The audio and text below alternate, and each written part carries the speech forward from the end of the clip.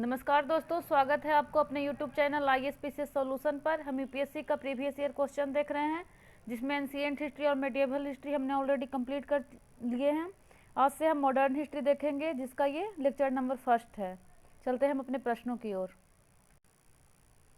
हमारा पहला प्रश्न कह रहा है, इसमें मॉडर्न हिस्ट्री अब शुरू हो गया, जिसमें कि पहला प्रश्न चलते हैं। जैसे पहला प्रश्न कह रहा है कि सन 1946 में निर्मित अंतरिम सरकार में कार्यपालक परिषद के उपसभापति थे। ए कह रहा है जवाहरलाल नेहरू, बी में है डॉक्टर एस राधाकृष्णन, सी में है सी राज गोपालाचारी, डी में है डॉक्टर राजेंद्र प्रसाद। तो इसका राइट आंसर क्या हो जाएगा? अंतरिम सरकार में कार्यपालक परिषद के उपसभापति, तो इसका हो जाएगा जवाहरलाल नेहरू थे। इसमें 1946 में जो गठन हुआ था, इसमें बहुत सारा पूछा, जैसे कि अध्यक्ष या उपसभापति, तो जवाहरलाल नेहरू हो गए। उपाध्यक्ष या उपसभापति इसमें पूछेगा जैसे कि शिक्षा मंत्री कौन थे, तो शिक्षा मंत्री हो जाएगा आपका सी राज गोपालाचारी। शिक्षा मंत्री हो जाएगा सी राज गोपालाचारी। उसी तरह राजेंद्र प्रसाद के बारे में पूछता है कि राजेंद्र प्रसाद कौन सा पद मिला हुआ था, तो इनको कौन सा था? खाद्य एवं कृषि। खाद्य एवं कृषि। उसी तरह गृह सूचना और प्रसारण मंत्री सरदार पटेल के पास था। रक्षा मंत्री बलदेव सिंह। रेल मंत्री आसफ अली और वित्त मंत्री लियाकत अली। एक बार फिर से देख लेते हैं। शिक्षा मंत्री हो गया सी राज गोपालाचारी, खाद्य एवं कृषि डॉक्टर राजेंद्र प्रसाद। इसमें एक पूछता है कि कौन सा 46 में नहीं थे, तो इसमें क्या हो जाएगा? उस समय सी राज सर्वपल्ली राधाकृष्णन उस मंत्रिमंडल में शामिल नहीं थे, क्योंकि उस समय ये गवर्नर जनरल ही थे। तो ये पूछ देता है कि नहीं थे, तो सर्वपल्ली राधाकृष्णन। बाकी शिक्षा मंत्री हो गया सी राज गोपालाचारी, खाद्य एवं कृषि डॉक्टर राजेंद्र प्रसाद, गृह सूचना और प्रसारण सरदार पटेल, रक्षा मंत्री बलदेव सिंह, रेल मंत्री आसफ अली के पास था, वित्त मंत्री लियाकत अली के पास था। नेक्स्ट प्रश्न पे चलते हैं। नेक्स्ट कह रहा है कि हुगली को बंगाल की खाड़ी में समुद्री लूटपाट के लिए किसने अड्डा बनाया था? तो ए में है पुर्तगालियों ने, बी में है फ्रांस वासियों ने, सी में है डेनमार्क वासियों ने और डी में है अंग्रेजों ने। तो क्या हो जाएगा? हुगली को किसने बनाया था? तो हुगली को पुर्तगालियों ने बनाया था। ये बीपीएससी भी रिपीट किया है। बहुत सारा प्रश्न मॉडर्न वाला है जो बीपीएससी या अदर स्टेट पीसीएस जो है वो रिपीट किए हुए हैं, इसलिए इसको ध्यान से देखिएगा। मॉडर्न हिस्ट्री से ज़्यादा क्वेश्चन पूछता है। नेक्स्ट कह रहा है कि 3 में कि मोडी लिपि का प्रयोग किसके लेखों में किया जाता था?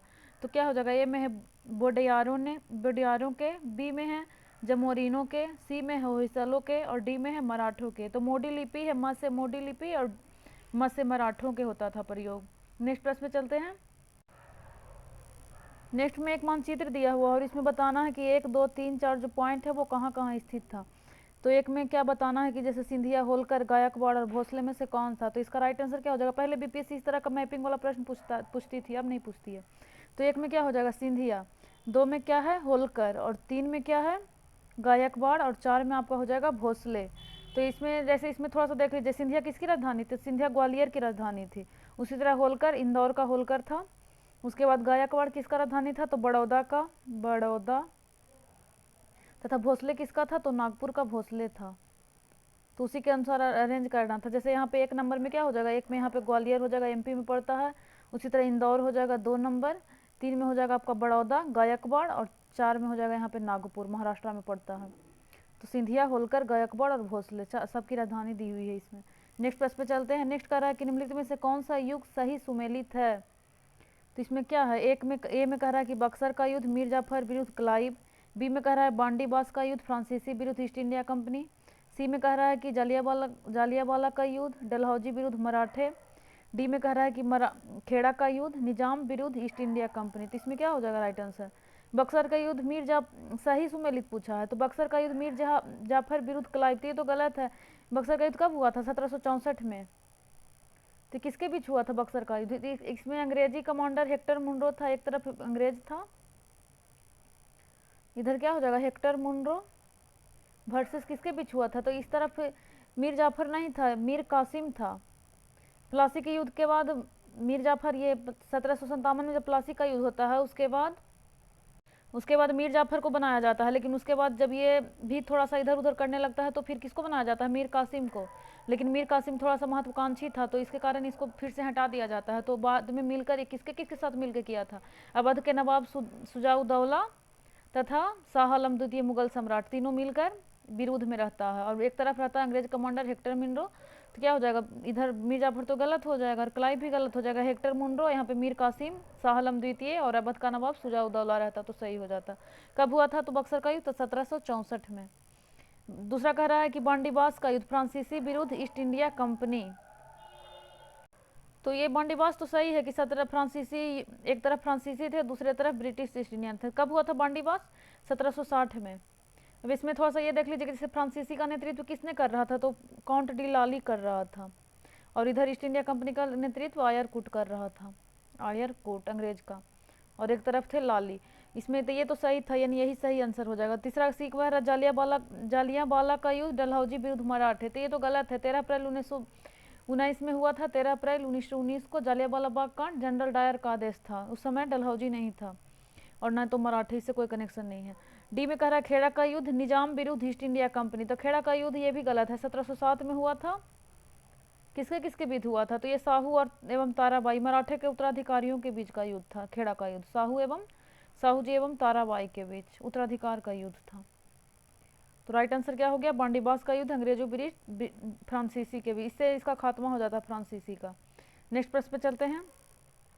नेक्स्ट कह रहा कि जनजातीय लोगों के संबंध में आदिवासी शब्द का प्रयोग किया था। ए में कह रहा है महात्मा गांधी ने, बी में कह रहा है ठक्कर बापा ने, सी में कह रहा है ज्योतिबा फुल्ले ने, और डी में कह रहा है बी.आर. अम्बेडकर ने। तो इसका राइट आंसर क्या हो जाएगा, जनजातियों के लिए आदिवासी शब्द का प्रयोग सबसे पहले ठक्कर बापा ने किया था, तो B is right answer. Next कह रहा है कि जैसे ए में दिया हुआ कि सूची 1 और सूची 2 को मिलाना था, तो सूची 1 में ए में कह रहा है कि बंगाल में फोर्ट विलियम प्रेसिडेंसी का गवर्नर जनरल रेगुलेटिंग एक्ट 1773 के अधीन, तो इसमें ए हो गया। उसके बाद बी में क्या कह रहा है, बी में कह रहा है कि बंगाल का गवर्नर, भारत का गवर्नर जनरल चार्टर एक्ट 1833 के अधीन। सी में कह रहा है कि भारत का गवर्नर जनरल और वाइसराय इंडियन काउंसिल एक्ट 1858 के अधीन, गवर्नर जनरल और सम्राट का प्रतिनिधि गवर्नमेंट ऑफ इंडिया एक्ट 1935 के अधीन। ये उतना इंपॉर्टेंट नहीं है, इसमें थोड़ा सा कन्फ्यूजन कर दिया था और ये बाद में शायद डिलीट भी किया था, ये बहुत पुराना क्वेश्चन है, इसको रहने दीजिए। नेक्स्ट प्रश्न पे चलते हैं, एक और आप लोग देख सकते हैं इसे। इसका राइट आंसर हो जाएगा आपका ए का 3, बी का 2, सी का 4 और डी का 1। जैसे ए में कह रहा था क्या कि बंगाल के फोर्ट विलियम प्रेसिडेंसी का गवर्नर जनरल, तो इसका 3 दिया है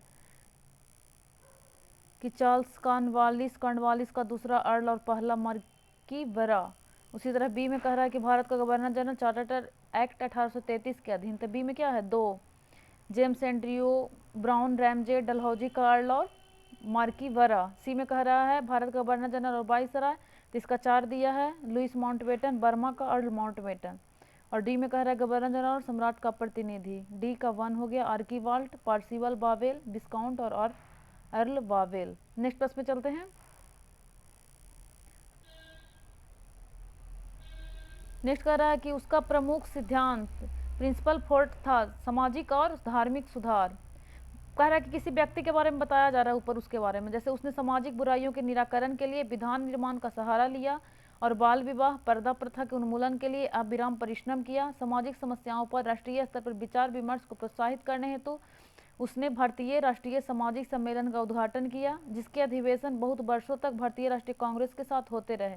इस उदाहरण के संकेतक व्यक्ति हैं। एक में कह रहा है ईश्वर चंद्र विद्यासागर, बी में कह रहा है बहराम जी मालावारी, सी में कह रहा है महादेव गोविंद रानाडे और डी में कह रहा है बी.आर. अम्बेडकर। कह रहा है कि ये सब किसके बारे में कहा गया है, कि उसका जो सिद्धांत था सामाजिक और धार्मिक सुधार ये सबसे संबंधित था, तो इसका राइट आंसर क्या हो जाएगा, महादेव गोविंद रानाडे के बारे में है। नेक्स्ट प्रश्न पे चलते हैं।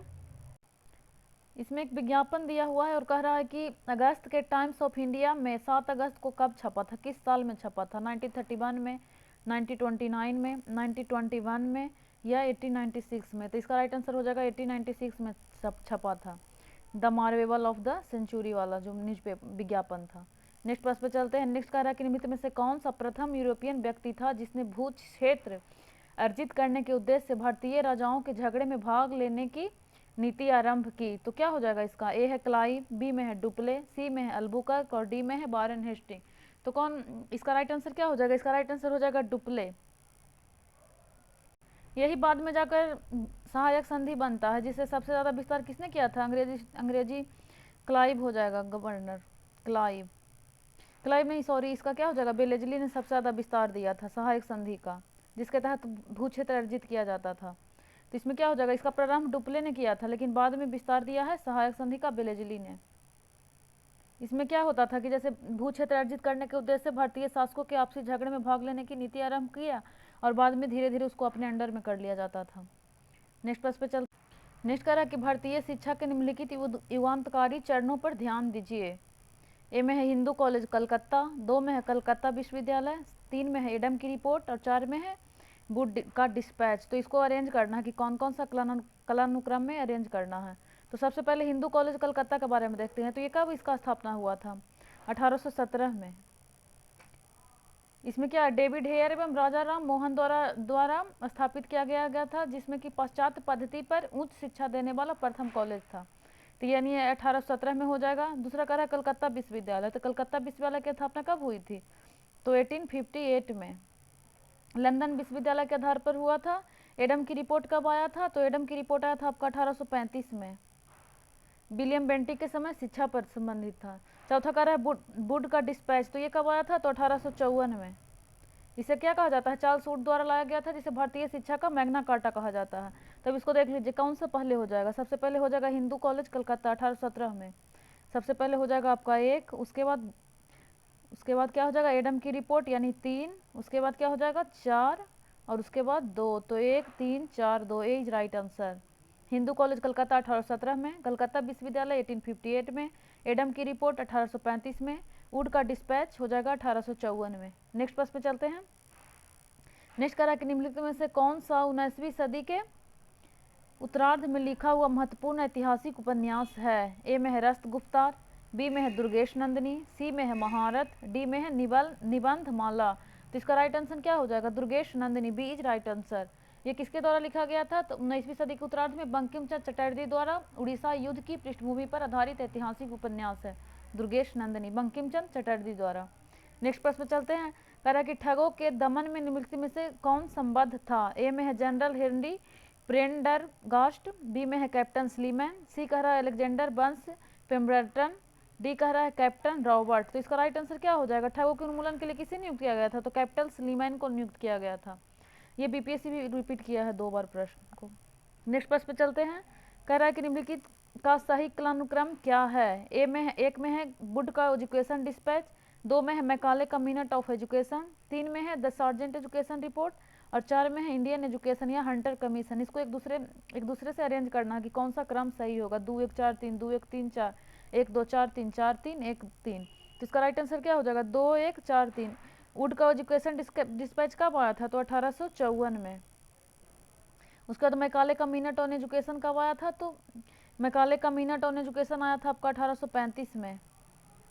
द सार्जेंट एजुकेशन रिपोर्ट कब आया था, तो ये आया था 1944 में। और इंडियन एजुकेशन यानी हंटर कमीशन जिसे बोला जाता है, रिपन के समय आया था 1882-83 में।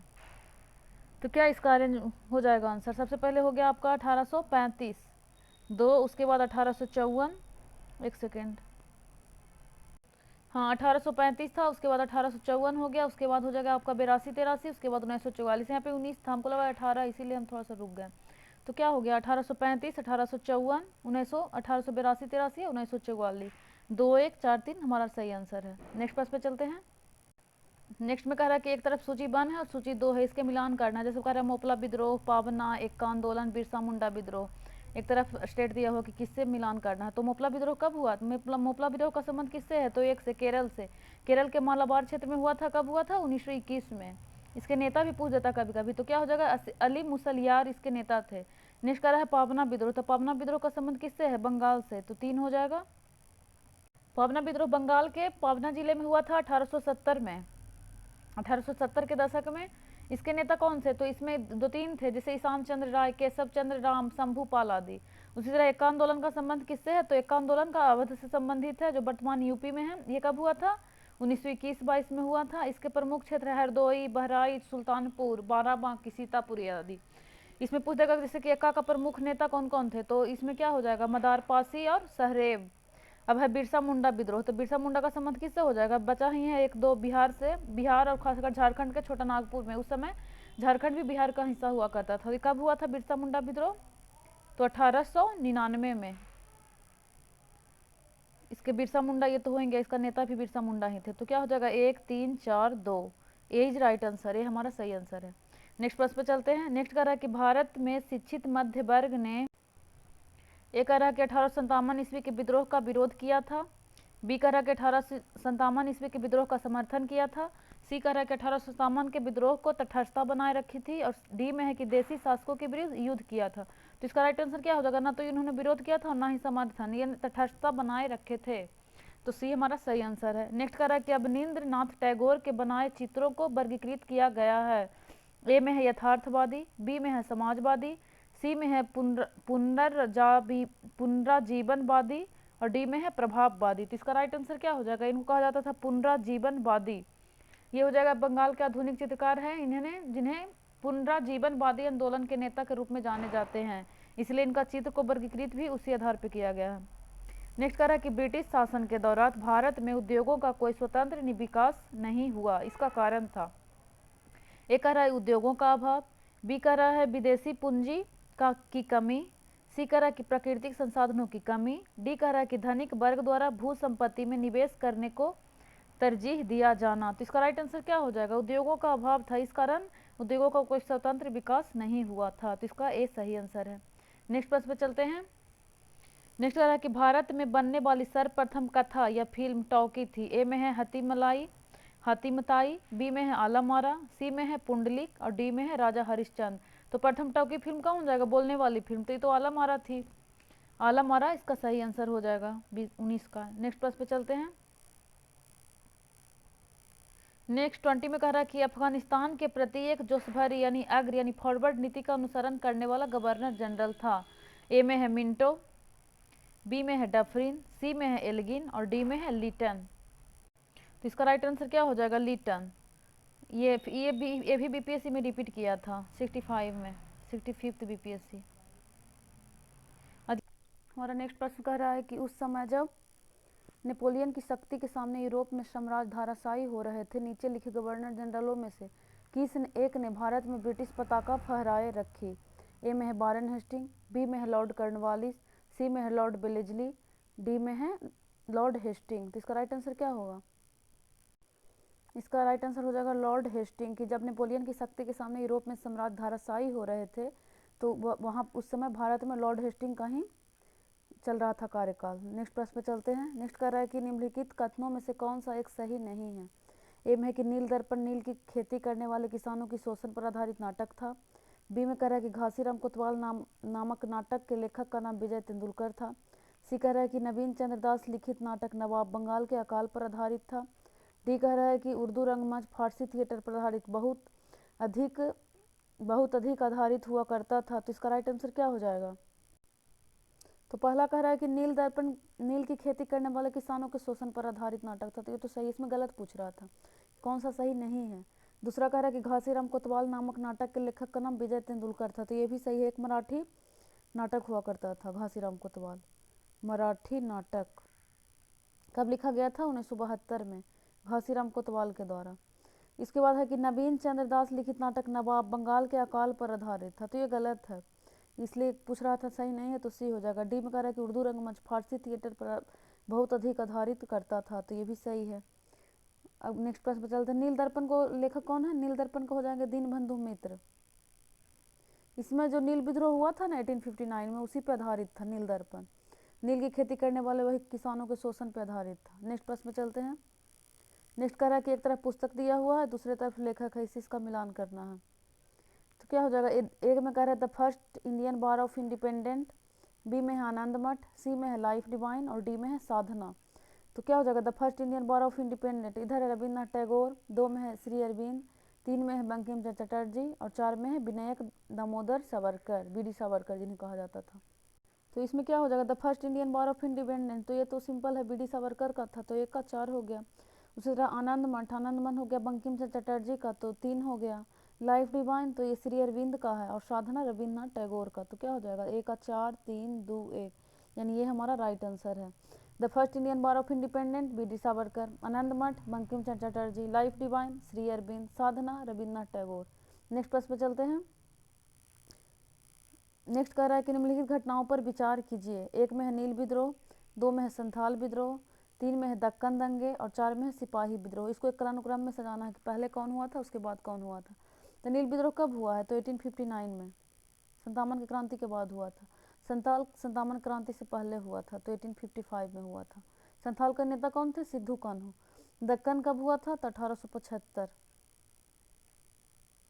उसके बाद सिपाही विद्रोह जिसे 1857 का विद्रोह से पॉपुलर है, तो इसमें क्या हो जाएगा, इसको अरेंज करना है। तो सबसे पहले 1855 2, उसके बाद 57 4, उसके बाद 1, उसके बाद 3, 2 4 1 3 किस में है, यानी हमारा सी सही आंसर हो जाएगा 2 4 1 3।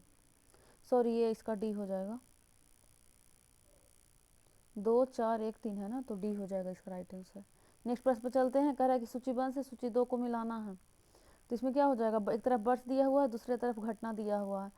एक में है 1775, बी में है 1780, सी में है 1824 और डी में है 1838। अब इसमें बताना है कि पंथम अंगल बर्मा युद्ध था या अंगल अफगान, अंगल मराठा और अंगल मैसूर। तो इसको राइट आंसर क्या हो जाएगा, इसका हो जाएगा ए का 3। अब इसमें थोड़ा सा देख लीजिए, जैसे ए का 3 है प्रथम अंगल मराठा युद्ध 1775। प्रथम अंगल मराठा युद्ध कब से कब तक हुआ था, तो ये हो गया था आपका 1775 से 82।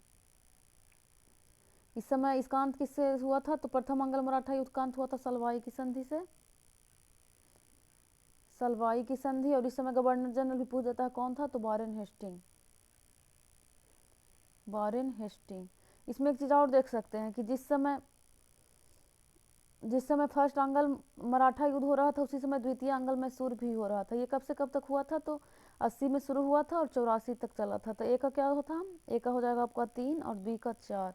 तो जिस समय प्रथम अंगल मराठा चल रहा था उसी तरह द्वितीय अंगल मैसूर चल रहा था। कब से कब हुआ है, 1780 से 84। इस समय इसका अंत कब किस संधि के द्वारा हुआ था, द्वितीय अंगल मैसूर युद्ध का, तो मंगलूर की संधि से, मंगलूर। इसमें आप देख लीजिए सी में कह रहा है कि सी का 1 हो जाएगा प्रथम अंगल बर्मा युद्ध। तो ए का था 3, बी का 4, सी का 1 और डी का 2। प्रथम अंगल बर्मा युद्ध 1824 में शुरू हुआ है और प्रथम अंगल अफगान युद्ध 1838 में। प्रथम अंग्ल बर्मा युद्ध का अंत किससे हुआ था, तो 1824 में हुआ था यांडबू की संधि के द्वारा। और एम हसर्ट उस समय गवर्नर जनरल था, एम हसर्ट। उसी तरह आ गया आपका अंगल अफगान युद्ध। अंगल अफगान युद्ध कब हुआ था, 1838 में, और ये निर्णायक रहा था। और इस समय गवर्नर जनरल पूछता है तो आर्कलैंड थे। ये हो गया। अब इसमें थोड़ा सा ये देख सकते हैं कि जैसे अंगल मैसूर टोटल कितने हुए थे, तो 4। इसमें ज़्यादातर 2 3 4 पूछता है। पहले देख लीजिए कि पहला का अंत किससे हुआ था, तो मद्रास से। दूसरा का, इसमें पहला मद्रास के संधि द्वारा समाप्त होता है, दूसरा मंगलूर के द्वारा होता है और तीसरा आपका हो जाएगा श्रीरंगपट्टनम की संधि द्वारा, श्रीरंगपट्टनम। और चौथा में 1799 में टीपू सुल्तान की मृत्यु हो जाता है, उसके बाद ये खत्म हो जाता है। चौथा में या निर्णय हो जाता है, अंग्रेज विजय हो जाता है और फिर 1799 में टीपू की मृत्यु। इसमें गवर्नर जनरल भी पूछता है। तो दूसरा के समय वारेन हेस्टिंग था, तीसरा के समय कौन था, कर्नवालिस, और चौथा में था बेलेजली। ये 2 3 4 ज़्यादा इंपॉर्टेंट है। तो इसका ट्रिक है जैसे बार, करन, वे, वारेन हेस्टिंग, कर्नवालिस और बेलेजली।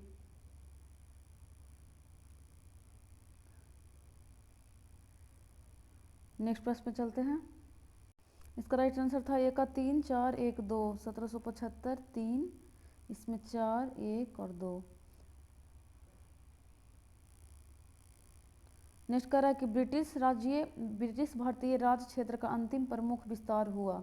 ए में है डफरिन के समय में, बी में है डलहौजी के समय में, सी में है लिटन के समय में और डी में है कर्जन के समय में। तो भारतीय राज का अंतिम प्रमुख विस्तार कब हुआ था, तो डलहौजी के समय में हुआ था। डलहौजी के समय ही सबसे ज़्यादा हुआ था। इसका जो व्यापकगत सिद्धांत था, व्यापकगत सिद्धांत, तो इसी के तहत झांसी, सतारा, जैतपुर, संभलपुर, उदयपुर, नागपुर सबको अपने कब्जे में कर लिया गया था। लास्ट में फिर अवध को भी कुशासन के आधार पे ले लिया जाता है अपने क्षेत्र में। तो इसका क्या हो जाएगा, डलहौजी के समय में। नेक्स्ट प्रश्न पे चलते हैं। नेक्स्ट कह रहा है कि निम्नलिखित कथनों में से कौन सा एक गलत पूछ रहा है। तो क्या हो जाएगा, ए में कह रहा है कि गोवा को 1987 ईस्वी में पूर्ण राज्य का दर्जा प्राप्त हुआ। बी कह रहा है कि द्वीप खंबात की खाड़ी में एक टापू है। सी कह रहा है कि दमन और दीप को भारत के संविधान के 56वें संविधान संशोधन द्वारा गोवा से अलग किया गया।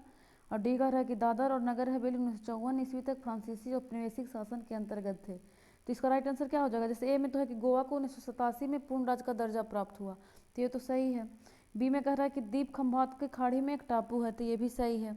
सी कह रहा है कि दमन और दीप को भारत के संविधान में 56वें संशोधन द्वारा गोवा से अलग किया गया, तो ये भी सही है। डी में है कि दादर और नगर हवेली 1954 ईस्वी तक फ्रांसीसी उपनिवेशी शासन के अंतर्गत थे, तो ये गलत है। दादर और नगर हवेली 1961 तक फ्रांसीसी नहीं, यहाँ पे पुर्तगालियों के अंडर में थे, पुर्तगाली होना चाहिए था। तो इसका क्या हो गया? डी आंसर हो गया। 1961 तक पुर्तगालियों से मुक्त कराया गया 1961 में दादर और नगर हवेली को। नेक्स्ट प्रश्न पर चलते हैं।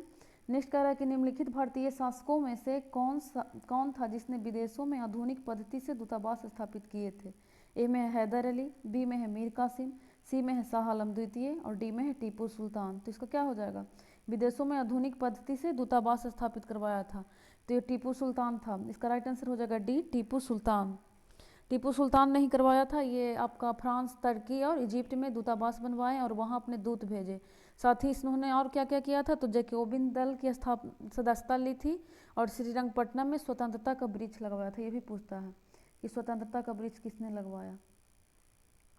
साथ ही जैकोबिन क्लब का सदस्यता लिया था, जो फ्रांस की होती थी एक क्लब। नेक्स्ट प्रश्न में चलते हैं। नेक्स्ट करा निम्नलिखित युगों में से कौन सा सही सुमेलित नहीं है? नहीं पूछ रहा है। तो में है भारत की प्रथम टेक्निकलर फिल्म झांसी की रानी, बी में कह रहा है कि भारत की प्रथम 3D फिल्म माई डियर कुट्टी चाटन, सी में कह रहा है कि भारत की प्रथम बीमाकृत फिल्म ताल और डी कह रहा है कि भारत रत्न प्राप्त करने वाली प्रथम अभिनेत्री मीना कुमारी। तो इसका क्या हो जाएगा? ए में तो भारत की प्रथम टेक्निकलर फिल्म, ये तो यहाँ भी नहीं है और यहाँ भी नहीं है, याद रखिएगा ट्रिक से। टेक्निकलर में आ जाएगा झांसी की रानी। 3D फिल्म है माई डियर कुट्टी चाटन, ये भी सही है। और प्रथम बीमाकृत फिल्म ताल है। लेकिन प्रथम अभिनेत्री जो कह रहा है भारत रत्न, ये मीना कुमारी, ये गलत है, अभी तक किसी को नहीं मिला है अभिनेत्री में।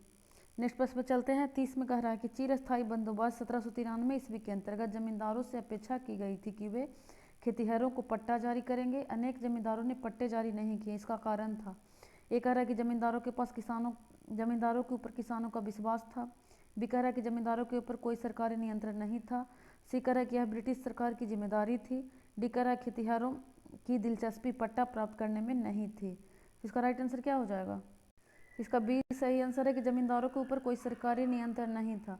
अब है कि चिरस्थायी बंदोबस्त, जिसे स्थायी बंदोबस्त भी कहा जाता था, तो इसके बारे में थोड़ा सा देख लेते हैं। तो ये किसके द्वारा? जॉन सोर द्वारा प्लान किया गया था, जॉन सोर। साथ ही 1793 में इसे लॉर्ड कर्नवालिस ने लागू करता है। कहाँ कहाँ? मेनली रूप से बंगाल, बिहार, उड़ीसा, जिसमें कि 10/11 भाग, 10 भाग ब्रिटिश के पास जाता था और 1 भाग जमींदार अपने पास रख लेते थे टोटल का। नेक्स्ट प्रश्न पे चलते हैं। नेक्स्ट कह रहा है कि निम्नलिखित कथनों पर विचार कीजिए। एक में कह रहा है कि आर्य समाज की स्थापना 1835 में हुई थी। 2 में कह रहा है कि लाला लाजपत राय ने आर्य समाज के उस आग्रह का विरोध किया था जो उसके अपने समाज सुधार कार्यक्रमों के समर्थन में वेदों को आप्त प्रमाण मानने को लेकर था। 3 कह रहा है केशव चंद्र सेन के नेतृत्व में ब्रह्म समाज ने नारी शिक्षा के लिए आंदोलन चलाया था। 4 में कह रहा है कि विनोबा भावे ने शरणार्थियों में काम करने के लिए सर्वोदय समाज की स्थापना की थी। तो इसका सही क्या हो जाएगा? 1 और 2। बी में कह रहा है 2 और 3, सी में कह रहा है 2 और 4, डी में कह रहा है 3 और 4। तो इसमें क्या हो जाएगा? जैसे आर्य समाज की स्थापना 1835 में हुई थी, तो ये गलत है। आर्य समाज का स्थापना कब हुआ था? तो ये तो 1875 में हुआ था। किसने? दयानंद सरस्वती ने किए थे। दयानंद सरस्वती ने बम्बई में की।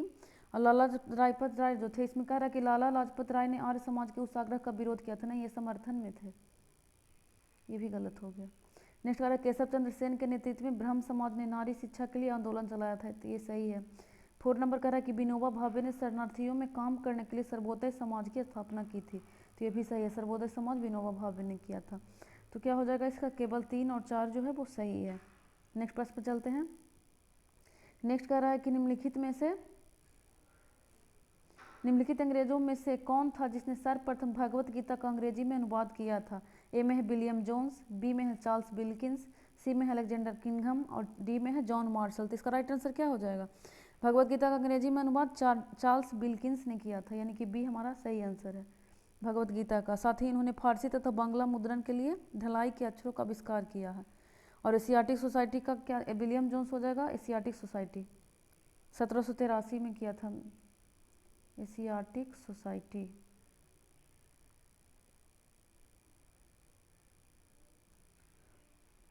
नेक्स्ट प्रश्न पे चलते हैं। नेक्स्ट कह रहा कि निम्नलिखित में से किस एक ने सन 1875 में हाउस ऑफ कॉमन्स में एक याचिका प्रस्तुत करते हुए ब्रिटिश संसद में भारत के प्रत्यक्ष प्रतिनिधि की मांग की? ए में है द डक्कन एसोसिएशन, बी में है द इंडियन एसोसिएशन, सी में है द मद्रास महाजन सभा और डी में है द पूना सार्वजनिक सभा। तो इसका राइट आंसर क्या हो जाएगा? इसका हो जाएगा द पूना सार्वजनिक सभा। पूना सार्वजनिक सभा का स्थापना किसने किया था? तो इसमें 1870 में राणा डे और जेपी जोशी ने किया था। यही लोग 1875 में फिर जाके हाउस ऑफ कॉमन्स में एक याचिका प्रस्तुत करते हुए ब्रिटिश संसद में भारत के प्रत्यक्ष प्रतिनिधि की मांग करते हैं। नेक्स्ट प्रश्न में चलते हैं। कह रहा है कि वर्ष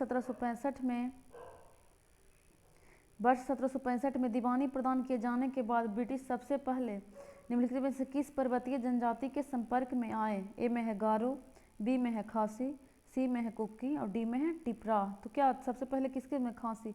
ये बीपीएससी भी फिर रिपीट किया था बाद के एग्जामों में। तो ये हो जाएगा इसका खासी। ब्रिटिश सबसे पहले निम्नलिखित में से किस पर्वतीय जनजाति के संपर्क में आए? तो खासी। नेक्स्ट कह रहा है कि सूचीबद्ध दिया हुआ है, सूची 2 से मिलाना है।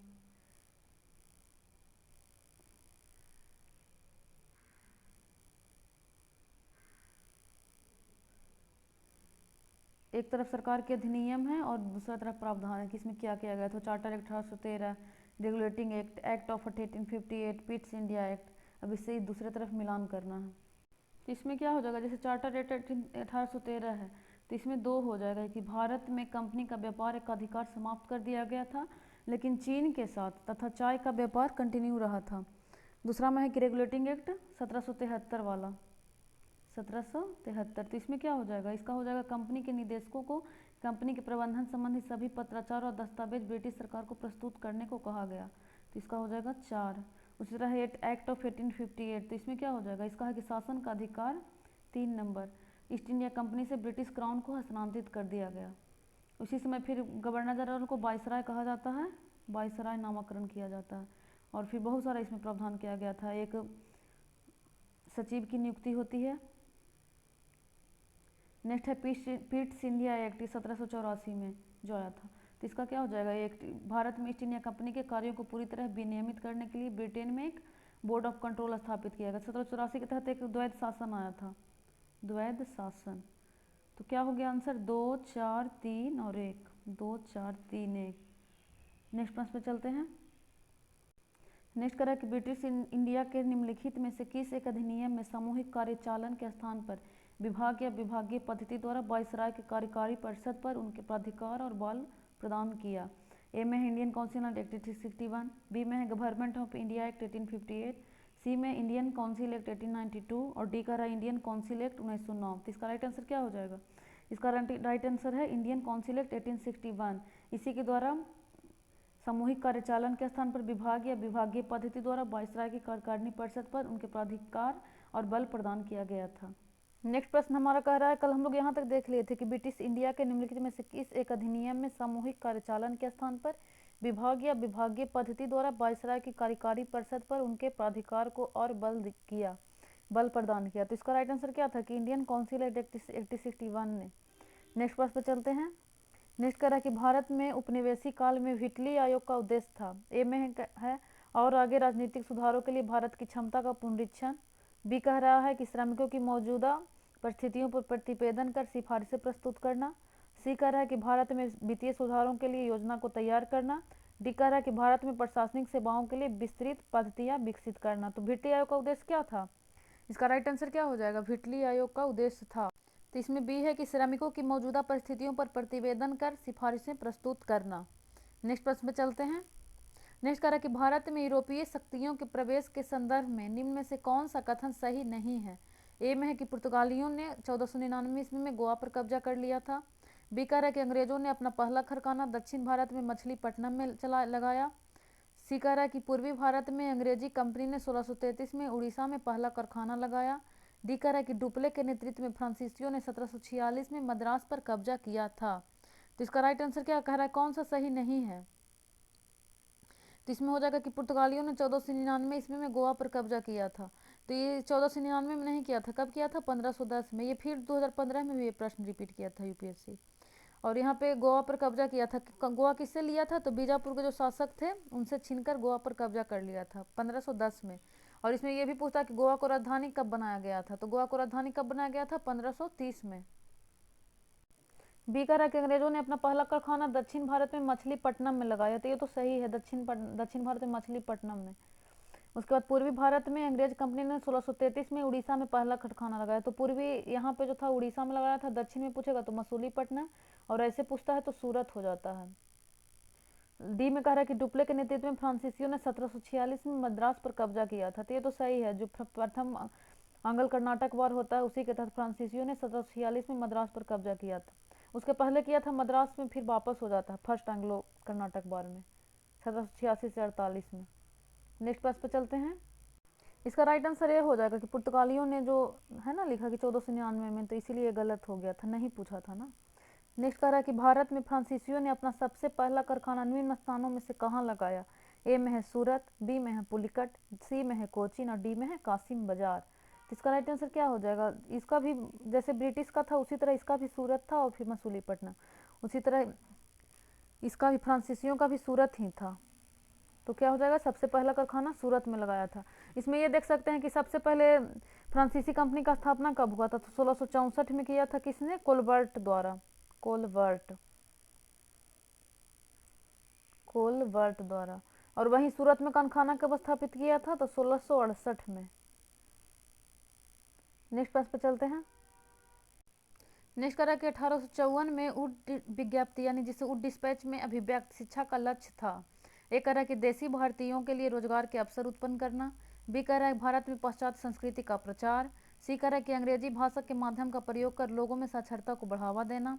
डी कह रहा है कि परंपरागत भारतीय शिक्षा में वैज्ञानिक अनुसंधान तथा तर्क बुद्धि का प्रवेश करवाना। तो इसका राइट आंसर क्या हो जाएगा? इसका राइट आंसर है कि डी, परंपरागत भारतीय शिक्षा में वैज्ञानिक अनुसंधान तथा तर्क बुद्धिवाद का प्रवेश करवाना। जैसे इसमें थोड़ा सा और देख लीजिए, 1854 का जो उड डिस्पैच है इसे अंग्रेजी शिक्षा का मैग्ना कार्टा कहा जाता है। अंग्रेजी शिक्षा का मैग्ना कार्टा। साथ ही इसमें उच्च शिक्षा में अंग्रेजी भाषा में दिए जाने पर जोर दिया गया था। इसमें सीधे दे दिया कि अंग्रेजी भाषा के माध्यम का प्रयोग कर लोगों में साक्षरता को बढ़ावा देना। तो नहीं, जो उच्च शिक्षा के लिए था उसके लिए था, जबकि जो निम्न था उसमें तो मातृभाषा में कहा गया था, जो प्रारंभिक शिक्षा थी। तो ये हो जाएगा 1854 का उड डिस्पैच, जिसे अंग्रेजी शिक्षा के मैग्ना कार्टा के नाम से जाना जाता है। और इसमें उच्च शिक्षा को अंग्रेजी भाषा में दिए जाने पर जोर दिया गया था। साथ ही परंपरागत भारतीय शिक्षा में वैज्ञानिक अनुसंधान और तर्क बुद्धि का प्रवेश करवाना, यानी डी आंसर सही है। नेक्स्ट कह रहा है कि निम्नलिखित कथनों में से कौन सा एक सही नहीं है? एक कह रहा है कि अली मर्दान खान ने बंगाल में राजस्व की नई पद्धति प्रारंभ की। बी कह रहा है कि महाराजा रंजीत सिंह ने लाहौर में तोपों के निर्माण के लिए आधुनिक ढलाई खाने स्थापित किए। सी कह रहा है कि अम्बेर में सवाई जय सिंह ने यूक्लिड के रेखागणित के तत्वों का संस्कृत में अनुवाद कराया। और डी कह रहा है कि मैसूर में टीपू सुल्तान ने श्रृंगेरी मंदिर में देवी शारदा की मूर्ति के निर्माण के लिए धन दिया। तो इसका राइट आंसर क्या हो जाएगा? 41 का। तो इसमें सही नहीं पूछा था, तो ए सही नहीं है, क्योंकि अली मर्दान खान ने बंगाल में राजस्व की नई पद्धति प्रारंभ की थी। तो अली मर्दान नहीं किया था, कौन किया था? फर्रुख सियर ने किया था। फर्रुख सियर मुगल सम्राट था, ये उत्तर मुगल काल में पढ़ते होंगे फर्रुख सियर, तो उसने किया था राजस्व की नई पद्धति। नेक्स्ट कह रहा है कि तो ये सही नहीं है। तो अब नेक्स्ट है कि महाराजा रणजीत सिंह ने लाहौर में तोपों के निर्माण के लिए आधुनिक ढलाई खाने स्थापित किए। तो ये तो लाहौर में किए थे, ये सही है। अम्बेर में सवाई जय सिंह ने यूक्लिड के रेखागणित के तत्वों का संस्कृत में अनुवाद कराया, तो ये भी सही है। तथा मैसूर में टीपू सुल्तान ने श्रृंगेरी मंदिर में देवी शारदा की मूर्ति के निर्माण के लिए धन दिया, तो ये भी सही है, यानी कि ये हमारा सही आंसर है। नेक्स्ट करा कि चार्टर एक्ट 1833 के निम्न प्रावधानों में से कौन सा एक सही नहीं था? तो इसमें क्या होगा? सही नहीं था पूछ रहा है। तो ए में है कि ईस्ट इंडिया कंपनी की व्यापारिक गतिविधियां पर नियंत्रण। बी कह रहा है कि काउंसिल में परम सत्ताधिकारी के पदनाम को भारत के गवर्नर जनरल को पदनाम में बदलना। सी कह रहा है कि काउंसिल के गवर्नर जनरल की विधिकर्ता की सभी शक्तियां प्रदान करना। डी कह रहा है कि गवर्नर जनरल की काउंसिल में विधि सदस्य के रूप में एक भारतीय की नियुक्ति। तो इसका सही नहीं है पूछ रहा है। तो ईस्ट इंडिया कंपनी की व्यापारिक गतिविधियों पर नियंत्रण, ये तो ठीक है 1833 में। बी में कह रहा है कि काउंसिल में परम सत्ताधिकारी के पदनाम को भारत के गवर्नर जनरल में बदल देना। तो 33 के तहत ही किया गया था। पहले जैसे बंगाल के गवर्नर जनरल को क्या कर दिया गया? भारत के गवर्नर जनरल में तब्दील कर दिया गया। और उस समय प्रथम गवर्नर जनरल कौन बनते हैं भारत के? तो विलियम बेंटिक। विलियम बेंटिक का कार्यकाल कब से कब तक था? तो 1828 से लेकर 35 तक था। उसी में 1933 के समय यही विलियम बेंटिक ही पहला गवर्नर जनरल बनता है। तो ये तो सही है। थर्ड का सी कह रहा है कि काउंसिल के गवर्नर जनरल को विधिकर्ता की सभी शक्तियां प्रदान करना, तो ये भी सही है। डी कह रहा है कि गवर्नर जनरल की काउंसिल में विधि सदस्य के रूप में एक भारतीय की नियुक्ति। तो विधि सदस्य के रूप में एक नियुक्ति तो था, लेकिन वो भारतीय हो ये नहीं था, इसलिए डी हमारा गलत आंसर हो जाएगा, यानी सही नहीं था। नेक्स्ट कह रहा है कि भारत में उपनिवेशी शासन के संदर्भ में 1833 में इल्बर्ट बिल का उद्देश्य था। ये कह रहा है कि जहां तक अदालतों की दंडिक अधिकारिता का संबंध था, भारतीय तथा यूरोपीय लोगों की बराबरी पर लाना। बी कह रहा है कि देसी प्रेस की स्वतंत्रता पर कड़ा अंकुश लगाना, क्योंकि उससे उपनिवेशी शासकों का विरोध समझा जाता था। सी कह रहा है कि प्रशासनिक सेवा परीक्षाएं भारत में करवाना, ताकि देसी भारतीयों को उसमें बैठने के लिए प्रोत्साहित किया जा सके। डी कह रहा है कि शस्त्र एक्ट में संशोधन कर देसी भारतीयों को शस्त्र रखने की अनुमति देना। तो इसका राइट आंसर क्या हो जाएगा? तो इसमें सही है कि जहां तक अदालतों की दंडिक अधिकारिता का संबंध था, भारतीय तथा यूरोपीय लोगों की बराबरी पर लाना। ये सर इल्बर्ट बिल किसने लाया था? तो इल्बर्ट बिल आया था 1883 में रिपन के द्वारा। रिपन का कार्यकाल कब से कब तक था? 1880 से लेकर 1884 तक। तो ये हो गया इसका राइट आंसर। इसको बाद में हटा दिया गया था, ब्रिटिश द्वारा बहुत विरोध किया गया था कि वहाँ, क्योंकि इसमें था कि भारतीय तथा यूरोपीय लोगों की बराबरी पर लाना था, इसीलिए उन्होंने यूरोपियों लोगों ने इसका विरोध किया कि नहीं, हम लोग इसके बराबरी पर नहीं है, हम लोग से ये निम्न है, इसीलिए इसको वापस ले लिया गया था। नेक्स्ट प्रश्न में चलते हैं। नेक्स्ट कह रहा है कि 44 नंबर की भारत में भारतीय द्वारा 1881 में स्थापित हुआ तथा उनके प्रबंधन में चलाने वाला सीमित देयता का प्रथम बैंक था। ए में है हिंदुस्तान कॉमर्शियल बैंक, बी कह रहा है अवध कॉमर्शियल बैंक, सी कह रहा है पंजाब नेशनल बैंक और डी कह रहा है पंजाब एवं सिंध बैंक। तो इसका राइट आंसर क्या हो जाएगा? प्रथम बैंक कौन सा था? तो बी आंसर है अवध कॉमर्शियल बैंक, यह प्रथम बैंक था 1881 में स्थापित। यही बाद में जाकर न्यू इंडिया बैंक बनता है और बाद में यही SBI बन जाता है 1955 में SBI। नेक्स्ट प्रश्न पे चलते हैं। नेक्स्ट कह रहा है कि एक तरफ अवधि है और दूसरे तरफ युद्ध है, कि कौन सा युद्ध हुआ था? तो इसमें क्या हो जाएगा? सबसे पहला है कि 1767 से 69 प्रथम मंगल मराठा युद्ध। 2 में कह रहा है 90 से 92 तृतीय अंगल मैसूर युद्ध। 3 में कह रहा है कि 1824 से 26 प्रथम अंगल बर्मा युद्ध। और 4 में कह रहा है 45 से 46 द्वितीय अंगल सिख युद्ध। तो इसका राइट आंसर क्या हो जाएगा? तो इसमें कह रहा है 67 से 69 प्रथम मंगल मराठा युद्ध, तो ये गलत है। प्रथम मंगल मराठा युद्ध कब से कब तक हुआ था?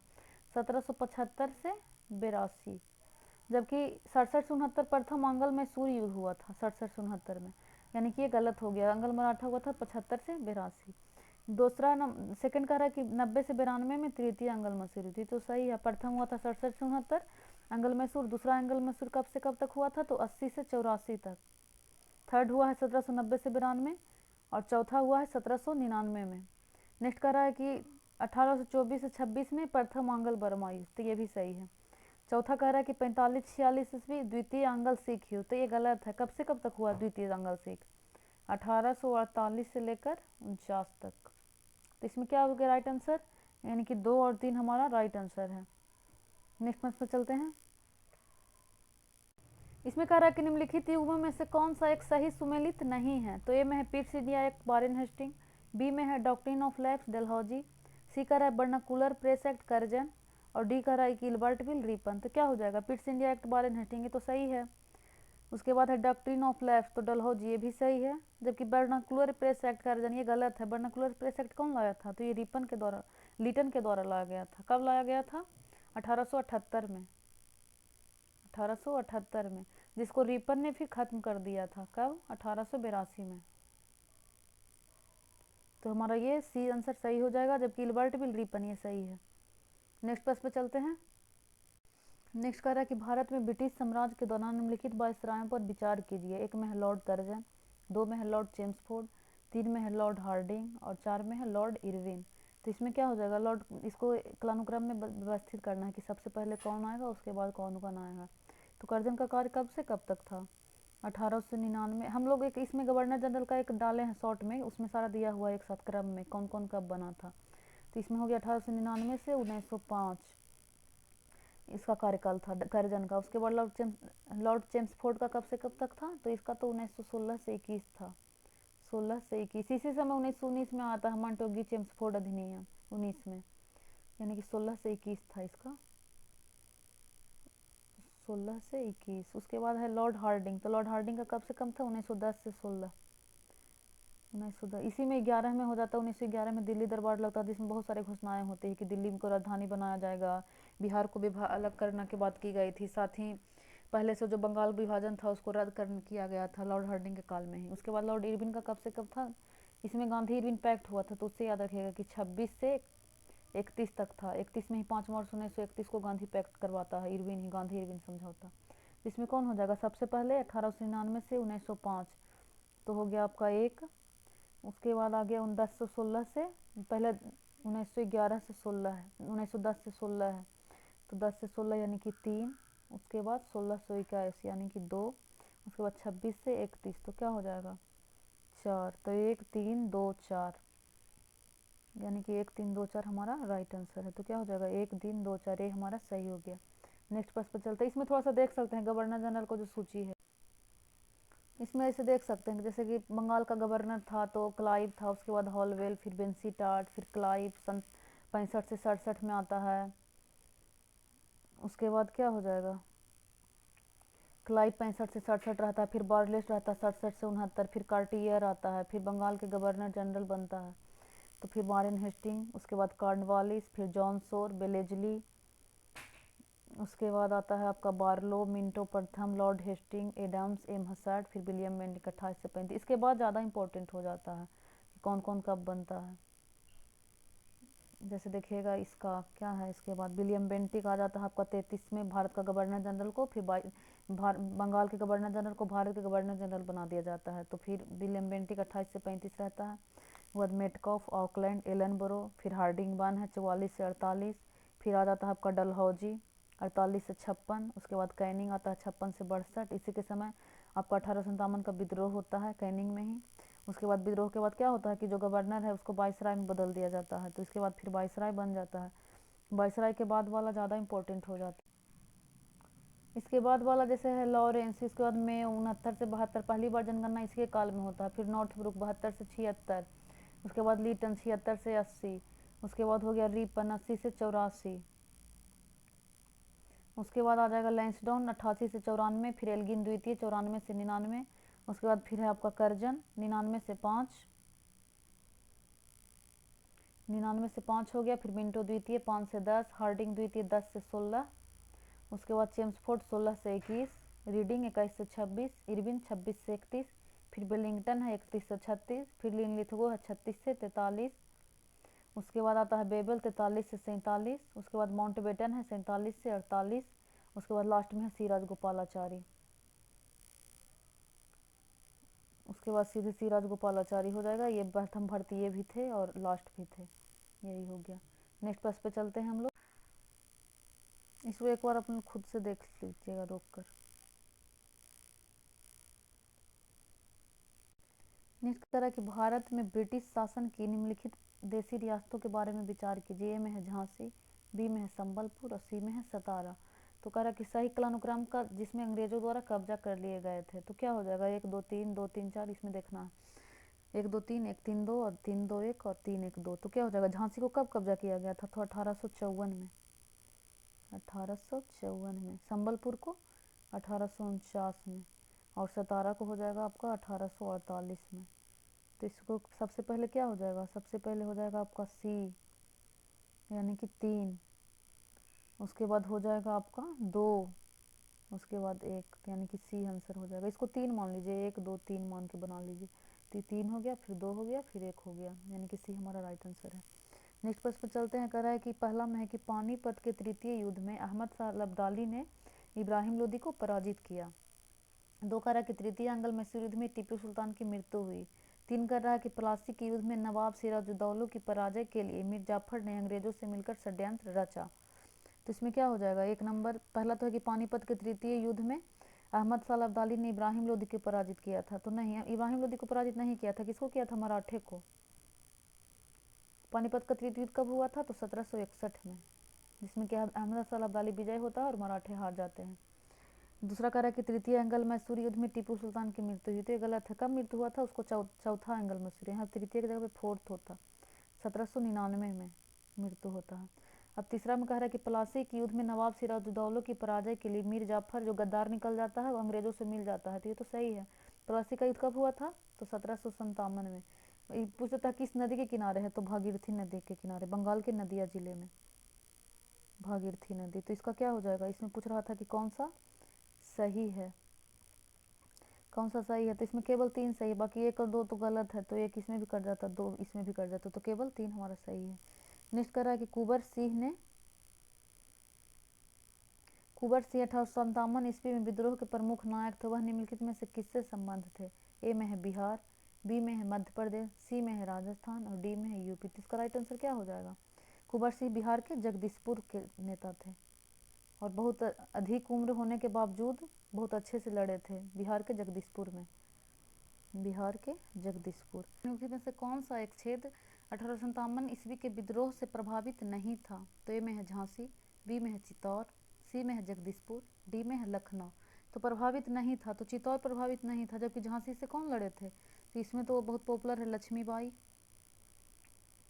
बी में नहीं होगा। उस जगदीशपुर से कुंवर सिंह, पिछले लेक्चर में इसी में था ना, कुंवर सिंह जगदीशपुर से ही लड़े थे। कुंवर सिंह हो गया। उसके बाद लखनऊ से कौन थे? बेगम हजरत महल, बेगम हजरत महल। नेक्स्ट प्रश्न पर चलते हैं। नेक्स्ट कह रहा है कि 1 नंबर में कि ईश्वर चंद्र विद्यासागर ने महिलाओं की शिक्षा को प्रोत्साहित करने के प्रमुख उद्देश्यों से कलकत्ता में बेथुन स्कूल स्थापित किया। दूसरा में कह रहा है कि बंकिम चंद्र चट्टोपाध्याय कलकत्ता विश्वविद्यालय के प्रथम स्नातक थे। 3rd नंबर कह रहा है कि केशव चंद्र सेन के सती प्रथा के विरुद्ध अभियान के फलस्वरूप तत्कालीन गवर्नर जनरल ने सती प्रथा पर प्रतिबंध के लिए कानून बनाया। तो इसका राइट आंसर क्या हो जाएगा? इसका हो जाएगा ऑप्शन है कि सही कौन सा सही है? तो ए में है केवल 1, बी में है 1 और 2, सी में है 2 और 3, डी में कह रहा है 1, 2 और 3। तो पहला है कि फिर से इसको देख लीजिए अच्छे से, ऐसा क्वेश्चन बीपीएससी हमेशा पूछता है, सामाजिक धार्मिक सुधार आंदोलन, ये सबसे बीपीएससी या यूपीएससी हर टेट पीछे सारा पूछता है इस पर एक क्वेश्चन हर साल। तो इसमें पहला है कि ईश्वर चंद्र विद्यासागर ने महिलाओं की शिक्षा को प्रोत्साहित करने के लिए प्रमुख उद्देश्य कलकत्ता में बेथुन कॉलेज की स्थापना किया। तो ये तो ठीक है। 2 में कह रहा है कब किए थे? इसकी स्थापना 1849 में हुई थी और ये मेनली इनका श्रेय ईश्वर चंद तो इससे संबंधित हैं। इसका श्रेय मेनली जाता है जेई डे बेथुन के, उसी के नाम पर इसका नाम बेथुन पड़ता था, जेई डे बेथुन और ईश्वर चंद जेई डे बेथुन। ईश्वर चंद विद्यासागर दरअसल इससे संबंधित थे, इसलिए ये सही मान लिया था यूपीएससी। 1849 में स्थापना हुआ था। दूसरा में कह रहा है कि बंकिम चंद्र चट्टोपाध्याय कलकत्ता विश्वविद्यालय के प्रथम स्नातक थे। तो ये भी सही है। बंकिम चट्टोपाध्याय और एक गट्टूनाथ करके थे, गट्टूनाथ बोस, गट्टूनाथ बोस तथा बंकिम चंद्र चट्टोपाध्याय कलकत्ता विश्वविद्यालय के प्रथम स्नातक थे। कब किए थे, बने थे? 1858 में। 3rd में कह रहा है कि केशव चंद्र सेन के सती प्रथा के विरुद्ध अभियान के फलस्वरूप तत्कालीन गवर्नर जनरल ने सती प्रथा पर प्रतिबंध के लिए कानून बनाया। तो ये केशव चंद्र सेन नहीं, यहाँ पे क्या हो जाएगा? राजा राम मोहन राय थे, राजा राम मोहन राय। कब विरोध की कब किए थे? 1829 में इसके लिए कानून बनाया था। कौन इसमें गवर्नर जनरल था? William Bentinck. तो इसमें ये तो गलत हो गया, तो सही पूछा था, 3 कट गया, 3 कट गया, 1 सही है और 2 भी सही है, यानी कि बी हमारा सही आंसर हो जाएगा। इसको आप लोग देख सकते हैं फिर से एक बार, 1 और 2। नेक्स्ट करा कि निम्नलिखित में से किसने वर्नाक्यूलर प्रेस एक्ट निरस्त किया? तो ए में है लॉर्ड डफरिन, बी में है लॉर्ड रिपन, सी में है लॉर्ड कर्जन और डी में है लॉर्ड हॉर्डिंग। आप लोग इसका आंसर दीजिए, क्या हो जाएगा? किसने निरस्त किया था? पिछले लेक्चर में भी हम लोग देख चुके हैं। तो इसे निरस्त किया था लॉर्ड रिपन ने। कब किया था निरस्त? 1882 में। लाया किसने था? तो इसके जस्ट पहले में लिटन ने। लिटन कब लाता है? 1778 में। लिटन का काल कब से कब तक था? 1776 से 80 तक था और रिपन का काल का 80 से 84। हमेशा रिकॉल करते रहेगा तो याद हो जाएगा, ऐसे बार बार भूल जाएंगे किसका कब से। नेक्स्ट कह रहा है कि निम्नलिखित कथनों में से कौन सा एक सही है? ए में है कि आधुनिक कोच्चि भारत की स्वतंत्रता एक डच उपनिवेश था स्वतंत्रता तक। बी कह रहा है कि डचों ने पुर्तगालियों को पराजित किया और आधुनिक कोच्चि में उन्होंने फोर्ट विलियम का निर्माण किया। सी कह रहा है कि आधुनिक कोच्चि पहले डच उपनिवेश था जिस पर बाद में पुर्तगालियों ने अधिकार हो गया। डी कह रहा है कि आधुनिक कोच्चि कभी भी ब्रिटिश उपनिवेश का भाग नहीं था। तो इसमें पूछ रहा है कि कौन सा एक सही है, तो क्या हो जाएगा इसमें, कौन सा सही है, तो बी सही है कि डचों ने पुर्तगालियों को पराजित किया और आधुनिक कोच्चि में उन्होंने फोर्ट विलियम का निर्माण किया। नेक्स्ट प्रश्न पर चलते हैं। नेक्स्ट कह रहा है कि निम्नलिखित कथनों पर विचार कीजिए। एक में है कि वारेन हेस्टिंग प्रथम गवर्नर जनरल थे जिन्होंने भारत में ब्रिटिश ढांचे पर आधारित एक नियमित पुलिस बल स्थापित किया। दो में कह रहा है कि रेगुलेटिंग एक्ट 1773 ईस्वी द्वारा कलकत्ता में सुप्रीम कोर्ट की स्थापना ही हुई। तीन में कह रहा है कि भारतीय दंड संहिता वर्ष 1860 में लागू हुआ। पूछा कौन सा सही है, एक ए में है 1 और 2, बी में है 2 और 3, सी में है 1 और 3, डी में कह रहा है 1, 2 और 3। तो इसका क्या होगा, थोड़ा सा ध्यान से देखिए इसको। तो इसमें जो एक कह रहा है कि वारेन हेस्टिंग प्रथम गवर्नर जनरल था जिन्होंने भारत में ब्रिटिश ढांचे पर नियमित पुलिस बल किसने व्यवस्थित किया था, वारेन हेस्टिंग नहीं किया था, कौन किया था, कर्जन। कर्जन ने नियमित पुलिस बल स्थापित किया था, जबकि कॉर्नवालिस लाया था पुलिस बल। उसके बाद है कि रेगुलेटिंग एक्ट 1773 के द्वारा कलकत्ता में सुप्रीम कोर्ट की स्थापना हुई थी। तो कब हुआ था, 1774 में, 73 के रेगुलेटिंग एक्ट के तहत, जिसमें कि एक मुख्य न्यायाधीश तथा 3 अन्य न्यायाधीश थे। मुख्य न्यायाधीश का नाम क्या था, एलिजा इम्पे। Elijah Impey. 3 में कह रहा है कि भारतीय दंड संहिता वर्ष 1860 में लागू हुआ। तो ये तो सही है, तो इसका राइट आंसर क्या हो जाएगा, एक कट जाएगा, इसमें भी, इसमें भी, इसमें भी, यानी 2 और 3 हमारा सही है। नेक्स्ट कर रहा है कि 18वीं शताब्दी में भारत में लड़े हुए युद्धों का निम्नलिखित में से कौन सा सही कालानुक्रम कौन सा है। सबसे पहले बांडीवास होगा, बक्सर होगा, अंबर युद्ध होगा, या प्लासी या अंबूरी युद्ध इसे बोला जाता है। तो इसको एक क्रम में सजाना है। तो बांडीवास का युद्ध कब हुआ था, बांडीवास का तो 1760 में हुआ था। इसको थोड़ा सा साफ कर लेते हैं। बांडीवास का युद्ध 1760 में होता है, किसके बीच होता है, तो ये फ्रांसीसी और ब्रिटिश अंग्रेज के बीच होता है, फ्रांसीसी प्लस अंग्रेज ब्रिटिश। तो इसी के द्वारा निर्णायक हो जाता है कि भारत में किसका शासन होगा, फ्रांसीसी का खात्मा हो जाता है और अंग्रेज यहाँ पे अस्थायी हो जाते हैं। तो ये हो गया 1760। बक्सर कब हुआ था, तो 1764। अंबर युद्ध कब हुआ था, तो 1749 में हुआ है, 1749। और प्लासी तो पता ही है, 1757। अंबर जो युद्ध था ये किसके बीच हुआ था, तो ये कहीं ना कहीं जो अंगल कर्नाटक वार था उसका ये हिस्सा था। उसी के तहत जो अनाबुरुद्दीन और अंग्रेज था, उन्हीं दोनों के बीच युद्ध हुआ था, सेकंड अंगल कर्नाटक वार के बीच में। तो 1749 हो जाएगा। तो सबसे पहले क्या, ये तो प्लासी 1757 हो गया। तो सबसे पहले कौन सा, 1749 यानी अंबर। उसके बाद हो जाएगा आपका प्लासी, ठीक है, 57। उसके बाद बांडीवास 60, उसके बाद बक्सर 64। तो इसका आंसर क्या हो जाएगा, बी हमारा सही है कालानुक्रम में। नेक्स्ट प्रश्न पर चलते हैं। नेक्स्ट कह रहा है कि निम्नलिखित में से कौन फेबियन आंदोलन का प्रस्तावक था। ए में है एनी बेसेंट, बी में है एओ ह्यूम, सी में है माइकल मधुसूदन दत्त और डी में है आर पाम दत्त। इसका राइट आंसर क्या हो जाएगा, फेबियन आंदोलन का प्रस्तावक पूछ रहा है, तो इसका है एनी बेसेंट, सही है। नेक्स्ट प्रश्न पर चलते हैं। इसमें कह रहा है कि चार्टर एक्ट 1853 के द्वारा ईस्ट इंडिया कंपनी के भारतीय व्यापार के अधिकार को उत्सादित कर दिया गया, यानी खत्म कर दिया गया। दो में गवर्नमेंट ऑफ इंडिया एक्ट 1858 के अंतर्गत ब्रिटिश संसद ने ईस्ट इंडिया कंपनी को पूर्णतः समाप्त कर भारत में सीधा शासन करने का उत्तरदायित्व ग्रहण किया। पूछ रहा है कौन सा सही है, ए में है केवल 1, बी में है केवल 2, सी में है 1 और 2 और डी में है ना तो 1 ना ही 2। तो क्या हो जाएगा, चार्टर एक्ट 1853 के द्वारा ईस्ट इंडिया कंपनी के भारतीय व्यापार को एक अधिकार को उत्साहित कर दिया गया, यानी खत्म कर दिया गया। तो ये गलत है, 53 नहीं था, ये 13 में किया गया था, जिसमें कि चीन और चाय रह गया था, तो उसको फिर 33 में पूर्ण रूप से खत्म कर दिया जाता है। तो इसमें ये गलत हो गया। दूसरा कह रहा है कि गवर्नमेंट ऑफ इंडिया 1858 के तहत ब्रिटिश संसद ने ईस्ट इंडिया कंपनी को पूर्णतः समाप्त कर भारत के सीधे शासन करने का उत्तरदायित्व ग्रहण किया। तो ये सही है। इसी समय क्या होता है, 1857 का जो विद्रोह होता है उसके बाद क्या किया जाता है कि सीधे महारानी के अंतर्गत ले लिया जाता है, क्राउन अपने हाथ में ले लेती है उसके बाद। तो ये सही हो गया, यानी क्या हो जाएगा, केवल 2 हमारा राइट आंसर है।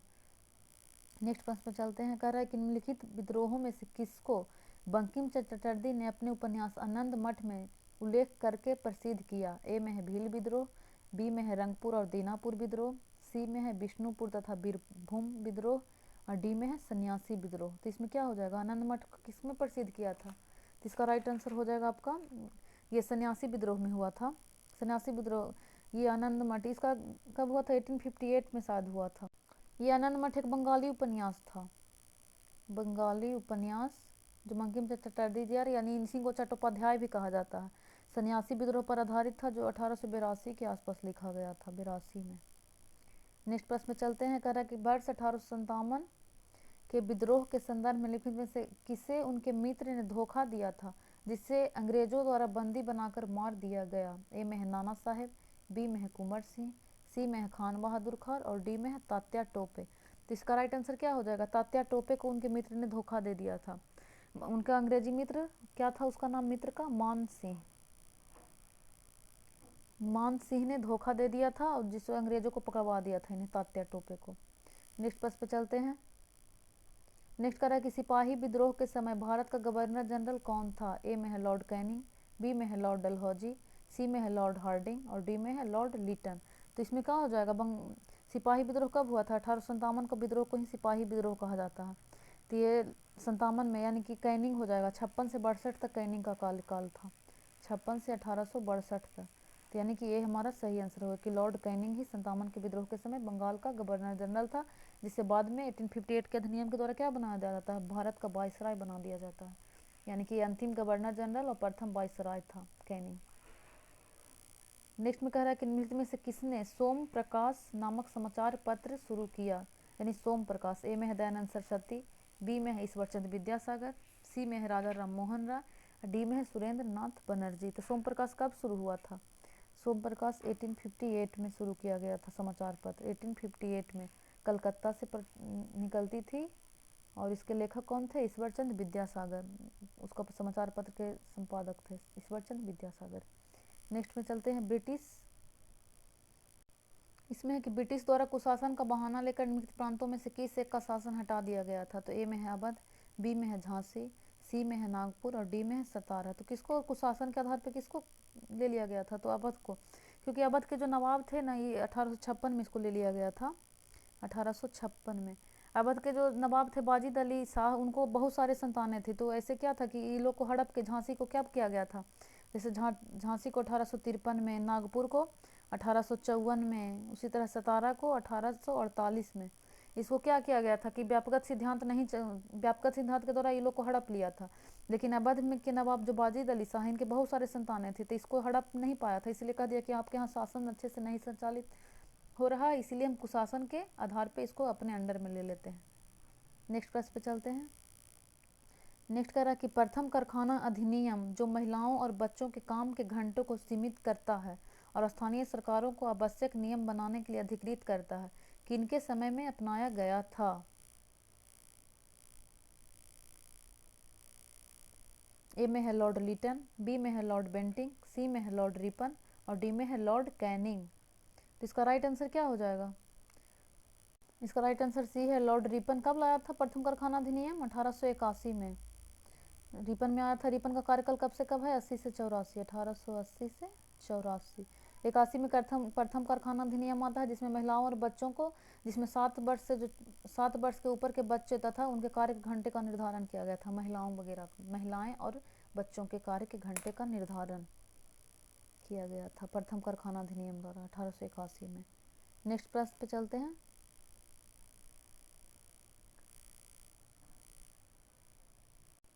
नेक्स्ट करा कि निम्नलिखित यूरोपियों में से कौन सा एक स्वतंत्र पूर्व भारत में व्यापार के रूप में सबसे अंत में आया? ए में है डच, बी में है इंग्लिश, सी में है फ्रांसीसी, डी में है पुर्तगाली।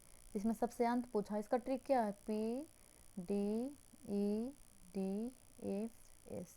सबसे पहले पुर्तगाल आता है, फिर डच आता है, फिर ब्रिटिश ईस्ट इंडिया कंपनी आता है इंग्लैंड वाली, फिर डच, फिर फ्रांसीसी और लास्ट में स्वीडिश आता है। तो पुर्तगाल के बाद आ जाएगा डच, उसके बाद इंग्लिश, उसके बाद डेंस आता है, फिर फ्रांसीसी आता है। तो फ्रांसीसी सबसे लास्ट में आएगा।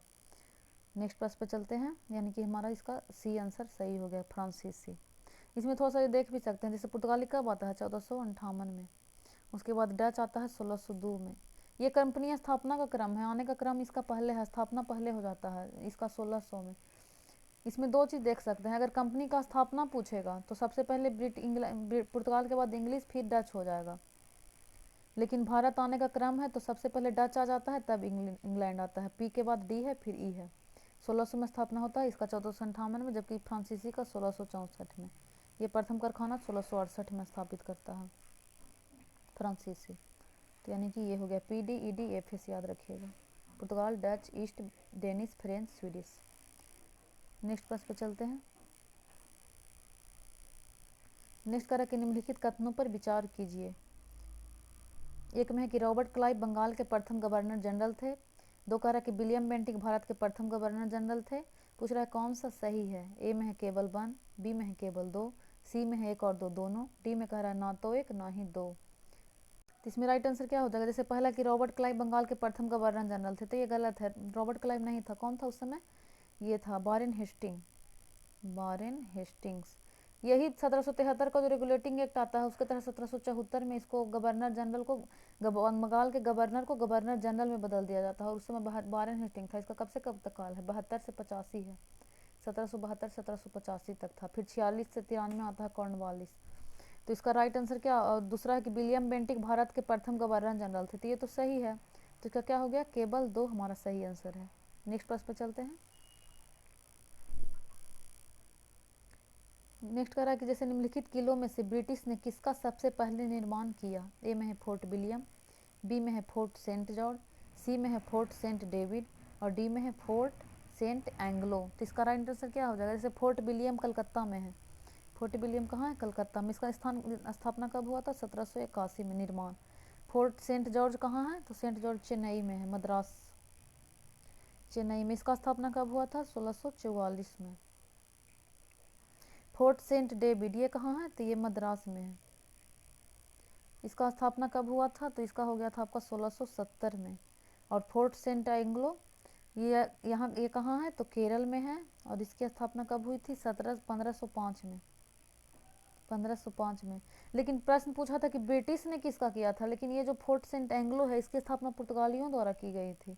तो ये तो ऐसे ही छट गया क्योंकि इसमें ब्रिटिश पूछा था 1505 में। अब है कि तीनों में देखना है, इसका 1781 है, इसका 1670 है, इसका 1644 है। तो सबसे पहले कौन हो जाएगा, फोर्ट सेंट जॉर्ज जो कि चेन्नई में था। नेक्स्ट प्रश्न में चलते हैं। इसमें कह रहा है कि निम्नलिखित में से किसने बहुविवाह नामक पुस्तक लिखी। बहुविवाह, तो इसमें ए में है राजा राम मोहन राय, बी में है ईश्वर चंद्र विद्यासागर, सी में है पंडित रमाबाई, डी में है रविन्द्रनाथ टैगोर। तो बहुविवाह पर पुस्तक किसने लिखा थे, तो ये ईश्वर चंद्र विद्यासागर लिखे थे। ईश्वर चंद्र विद्यासागर ये बहुविवाह जो कुप्रथा था, इसमें बहुविवाह का मतलब ये बहु का विवाह नहीं है। बहुविवाह का मतलब है कि एक व्यक्ति बहुत सारी महिलाओं से शादी करता था, उससे है बहुविवाह। तो इसका हो जाएगा ईश्वर चंद्र विद्यासागर ने बाल विवाह विवाहेर दोष नामक पुस्तक भी इन्होंने लिखा था। ईश्वर चंद्र विद्यासागर ने, क्या है, बाल विवाहर बाल विवाहेर दोष नामक। उसके बाद और क्या है, इसमें देख सकते हैं कि जैसे ईश्वर चंद्र विद्यासागर ने ही विधवा पुनर्विवाह अधिनियम का पास करवाया था 1856 में। ये भी पूछता है कि विधवा विवाह अधिनियम मतलब विधवा को पुनर्विवाह जो अधिनियम था 1856 में, ये कैनिंग के समय में पारित होता है, जिसमें सबसे ज़्यादा योगदान ईश्वर चंद्र विद्यासागर का ही रहता है। नेक्स्ट प्रश्न में चलते हैं। इसमें सूची बन दिया हुआ है, सूची 2 से मिलान पूछ रहा है कि कौन सा सही सुमेलित है। ए में है बंकिम चंद्र चटर्जी, बी में है दीनबंधु मित्र और 3 में है प्रेमचंद्र। तो इसमें क्या हो जाएगा, जैसे पहला में है जैसे बंकिम चंद्र चटर्जी, तो ये कौन सा लिखे हैं, बंकिम चंद्र चटर्जी यानी कि देवी चौधरानी। बंकिम चटर्जी का तो ये हो जाएगा आपका देवी चौधरानी यानी कि 2 हो जाएगा। दीनबंधु मित्र का तो अभी पढ़े थे हम लोग कि नील दर्पण है। और प्रेमचंद शतरंज के खिलाड़ी यानी कि 1 का 2 3 1 2 3 1 किस ऑप्शन में है, 2 3 1 यानी कि सी हमारा राइट आंसर हो जाएगा। नेक्स्ट प्रश्न पर चलते हैं। कह रहा है कि 70 में है कि डेविड हेयर और अलेक्जेंडर डफ के साथ मिलकर निम्नलिखित में से किसने कलकत्ता में हिंदू कॉलेज की स्थापना की।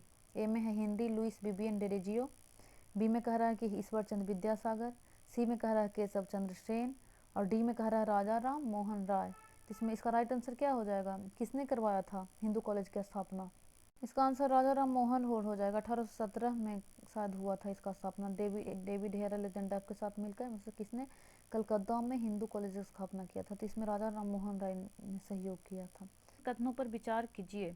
एक में है कि भारत में पहली बार टेलीग्राफ लाइन कोलकाता और डायमंड हार्बर के बीच बिछाई गई। 2 में कह रहा है कि भारत में प्रथम निर्यात संवर्धक क्षेत्र कांडला में स्थापित किया गया। पूछ रहा है कि उपरयुक्त कथनों में से कौन सा सही है। ए में है केवल 1, बी में है केवल 2, सी में है 1 और 2 दोनों, डी में है ना तो 1 ना ही 2। तो इसका क्या हो जाएगा, भारत में पहली बार टेलीग्राफ लाइन कोलकाता और डायमंड हार्बर के बीच बिछाई गई। सही है। कब बिछाई गई थी, 1850 में। दूसरा में कह रहा है कि भारत में प्रथम निर्यात संवर्धक क्षेत्र कांडला में स्थापित किया गया। तो ये भी सही है। ये कब स्थापित किया गया था, तो 1965 में। 1965, यानी इसका क्या हो जाएगा, 1 और 2 दोनों सही है, तो यानी 1 और 2 यानी सी हमारा सही आंसर है। नेक्स्ट प्रश्न पे चलते हैं। नेक्स्ट कह रहा है कि निम्नलिखित में से किस गवर्नर जनरल ने भारत की संविदाबद्ध सिविल सेवा यानी covenanted civil service of India का सृजन किया, जो कालांतर में भारतीय सिविल सेवा के नाम से जानी गई? तो ए में है वारेन हेस्टिंग, बी में है बेलेजली, सी में है लॉर्ड कर्नवालिस, डी में है विलियम बेंटे। तो सिविल सर्विस का जन्मदाता किसे कहा जाता है? तो ये लॉर्ड कर्नवालिस है। इनका कार्यकाल कब से कब तक था? तो 1786 से लेकर 93 तक, 93 तक। नेक्स्ट प्रश्न पे चलते हैं। 73 कह रहा कि 1793 में एक विनियम द्वारा जिला कलेक्टर को उसकी न्यायिक शक्तियों से वंचित कर दिया गया और केवल संग्राहक अभिकर्ता बना दिया गया, जिसे विनियमन करने का कारण क्या था? तो ये में कह रहा है कि लॉर्ड कर्नवालिस ने ऐसा महसूस किया कि जिला कलेक्टर की राजस्व संग्रह की दक्षता अन्य कार्यों का बोझ न रहने से बहुत अधिक बढ़ जाएगी। बी में कह रहा है कि लॉर्ड कर्नवालिस ने महसूस किया कि न्यायिक शक्ति अनिवार्य रूप से यूरोपियनों के हाथ में होनी चाहिए, जबकि जिलों में राजस्व संग्रह का कार्य भारतीयों को सौंपा जा सकता है। सी में कह रहा है कि लॉर्ड कर्नवालिस जिला कलेक्टर में संकेंद्रित इतनी विस्तृत शक्ति से सतर्क हो गया था और महसूस करता था कि एक व्यक्ति में इतनी परम शक्ति का होना अवांछनीय है। डी में कह रहा है कि न्यायिक कार्य के लिए भारत का गहरा ज्ञान और कानून में अच्छा प्रशिक्षण होना आवश्यक था और लॉर्ड कर्नवालिस महसूस करता था कि जिला कलेक्टर को केवल राजस्व संग्राहक होना चाहिए। तो इसमें क्या आंसर हो जाएगा 73 का? तो इसमें सी है कि लॉर्ड कर्नवालिस जिला कलेक्टर में संकेंद्रित इतनी विस्तृत शक्ति से सतर्क हो गया था और महसूस करता था कि एक व्यक्ति में इतनी परम शक्ति का होना अवांछनीय है। तो सी हमारा राइट आंसर है। नेक्स्ट प्रश्न पे चलते हैं। नेक्स्ट 24 नंबर कह रहा है कि अहमद शाह अब्दाली के भारत पर आक्रमण और पानीपत की तीसरी लड़ाई लड़ने का तत्कालीन कारण क्या था? ए में कह रहा है कि वह मराठों द्वारा लाहौर से अपने वायसराय तैमूर शाह के निष्कासन का बदला लेना चाहता था। बी में कह रहा है कि उसे जलंधर के कुंठाग्रस्त राज्यपाल आदिल बेग खान ने पंजाब पर आक्रमण करने के लिए आमंत्रित किया। सी कह रहा है कि वह मुगल प्रशासन को चहार महल यानी गुजरात, औरंगाबाद, सियालकोट और पसरूर के राजस्व का भुगतान न करने के लिए दंडित करना चाहता था। डी कह रहा है कि वह दिल्ली की सीमाओं तक के पंजाब के सभी उपजाऊ मैदानों को हड़प कर अपने राज्य में विलय करना चाहता था। तो इसका राइट आंसर क्या हो जाएगा कि अहमद शाह अब्दाली के भारत पर आक्रमण और पानीपत की तीसरी लड़ाई लड़ने का तत्कालीन कारण क्या था? तो हो जाएगा इसका ए आंसर कि वह मराठों द्वारा लाहौर से अपने वायसराय तैमूर शाह के निष्कासन का बदला लेना चाहता था। ये तीसरी से कब हुआ था पानीपत का तीसरी लड़ाई? कल भी हुआ था डिस्कशन की 1761 में अहमद शाह अब्दाली और मराठों के बीच, जिसमें मराठे पूरी तरह पराजित हुए थे। नेक्स्ट प्रश्न पे चलते हैं। नेक्स्ट कह रहा है कि पांडिचेरी यानी वर्तमान जो पुदुचेरी है के संदर्भ में निम्नलिखित कथनों पर विचार कीजिए। एक में है कि पांडिचेरी पर कब्जा करने वाली पहली यूरोपीय शक्ति पुर्तगाली थे। दो कह रहा है कि पांडिचेरी पर कब्जा करने वाले दूसरे यूरोपीय शक्ति फ्रांसीसी थे। थर्ड में कह रहा है कि अंग्रेजों ने कभी पांडिचेरी पर कब्जा नहीं किया। पूछ रहा है कि निम्नलिखित में से कौन सा सही है उपयुक्त कथनों में से? तो ए में है केवल 1, बी में है केवल 2 और 3, डी में कह रहा है केवल 3 और सी में कह रहा है केवल 3, डी में कह रहा है 1, 2 और 3। तो क्या इसका हो जाएगा? पहला कह रहा है कि पांडिचेरी पर कब्जा करने वाली पहली यूरोपीय शक्ति पुर्तगाली थे, तो ये तो सही है। सेकंड कह रहा है कि पांडिचेरी पर कब्जा करने वाले दूसरे यूरोपीय शक्ति फ्रांसीसी थे, तो फ्रांसीसी नहीं थे, कौन थे? डच थे। और आने का क्रम भी यही है, पुर्तगाल के बाद डच आता है, फिर ब्रिटिश आता है, फिर डेनिश आता है, फिर फ्रेंच आता है, लास्ट में स्वीडिश आता है। उसके बाद थर्ड में कह रहा है कि अंग्रेजों ने कभी पांडिचेरी पर कब्जा नहीं किया, तो ये गलत है। अंग्रेजों ने 1761 में कर लिया था कब्जा पांडिचेरी पर। तो इसका राइट आंसर क्या हो जाएगा? केवल 1, यानी 2 और 3 गलत है, 3 सब में कट जाएगा। नेक्स्ट प्रश्न पे चलते हैं।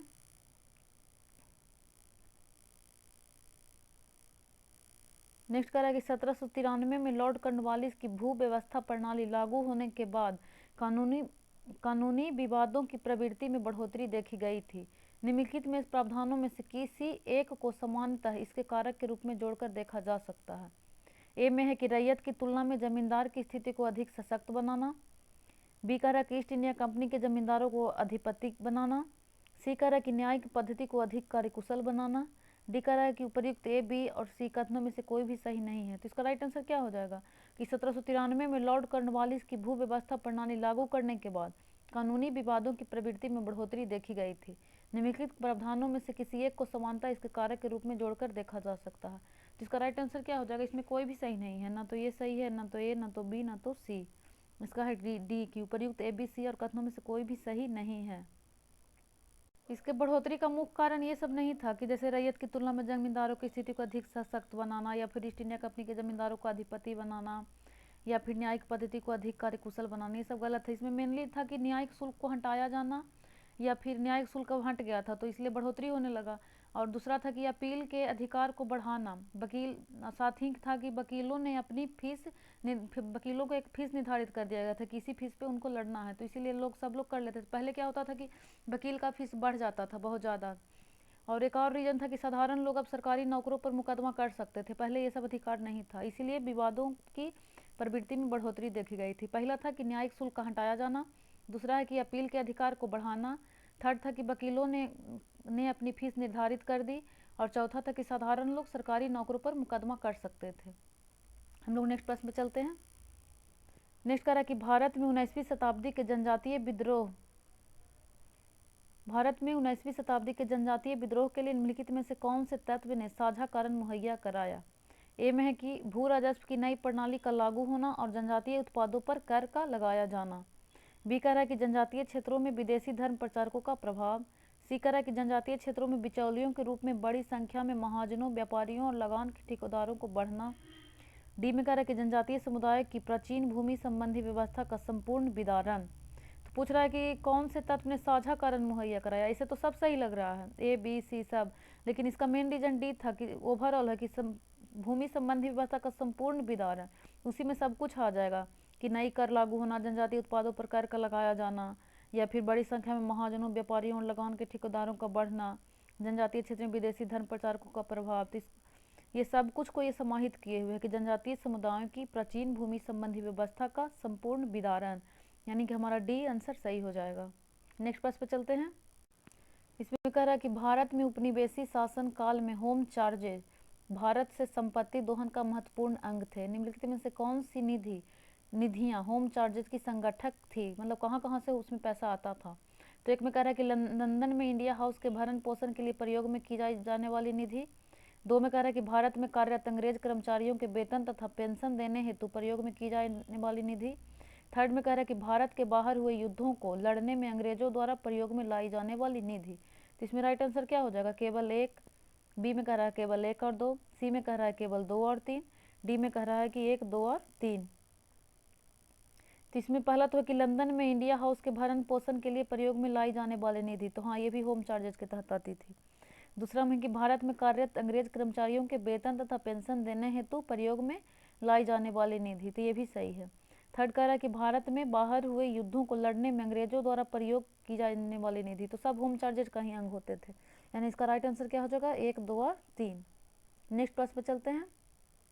इसमें कह रहा है कि सन 1893 में सर विलियम बेडरवन तथा W.S. कैन ने किस उद्देश्य से इंडियन पार्लियामेंट कमेटी की स्थापना की थी? ए में कह रहा है कि भारत में राजनैतिक सुधारों हेतु हाउस ऑफ कॉमन्स में आंदोलन करने के लिए। बी कह रहा है कि भारतीयों के साम्राज्यिक न्यायपालिका में प्रवेश हेतु अभियान करने के लिए। सी कह रहा है कि भारतीय स्वतंत्रता पर ब्रिटिश संसद में चर्चा सुगम करने के लिए। डी कह रहा है कि ब्रिटिश संसद में विख्यात भारतीयों के प्रवेश हेतु आंदोलन करने के लिए। तो इसका राइट आंसर क्या हो जाएगा? क्यों किया गया था 1893 में सर विलियम बेडरवन तथा W.S. कैन ने? इसका मेन उद्देश्य था कि भारत में राजनीतिक सुधारों हेतु हाउस ऑफ कॉमन्स में आंदोलन करने के लिए इंडियन पार्लियामेंट्री कमेटी की स्थापना किया गया था। भारत में राजनीतिक सुधारों हेतु हाउस ऑफ कॉमन्स में आंदोलन करने के लिए। नेक्स्ट प्रश्न में चलते हैं। नेक्स्ट कह रहा है कि रैयतबारी व्यवस्था के संदर्भ में निम्नलिखित कथनों पर विचार कीजिए। एक में है कि किसानों द्वारा लगान सीधे सरकार को दिया जाता था। दो कह रहा है कि सरकार रैयत को पट्टे देती थी। तीन में कह रहा है कि कर लगाने के पूर्व भूमि का सर्वेक्षण और मूल्य निर्धारण किया जाता था। पूछ रहा है कि निम्नलिखित में से कौन सा कथन सही है? केवल वन।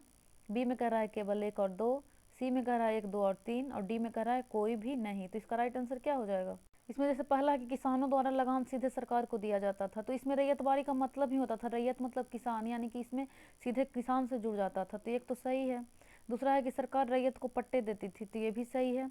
थर्ड कह रहा है कर लगाने के पूर्व भूमि का सर्वेक्षण और मूल्य निर्धारण किया जाता था, तो ये भी सही है। तो क्या हो जाएगा 1, 2 और 3 हमारा राइट आंसर है। नेक्स्ट प्रश्न में चलते हैं।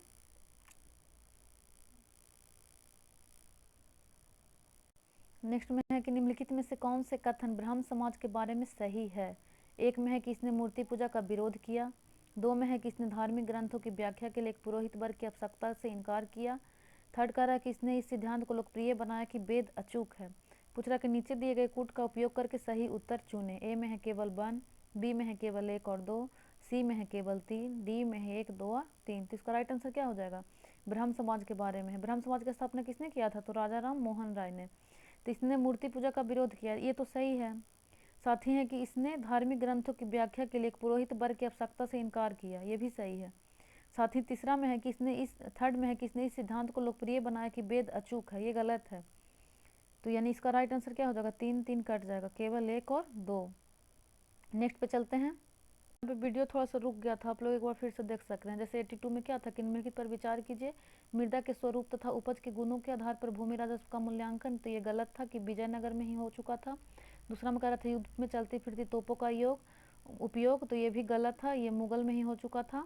थर्ड में था कि तंबाकू और लाल मिर्च की खेती, तो ये भी अंग्रेजों की देन नहीं थी, ये पुर्तगाली से आया था। तो पूछ रहा था कि अंग्रेजों की भारत में देन थी, तो क्या हो जाएगा, नन ऑफ द एबव, कोई भी सही नहीं है।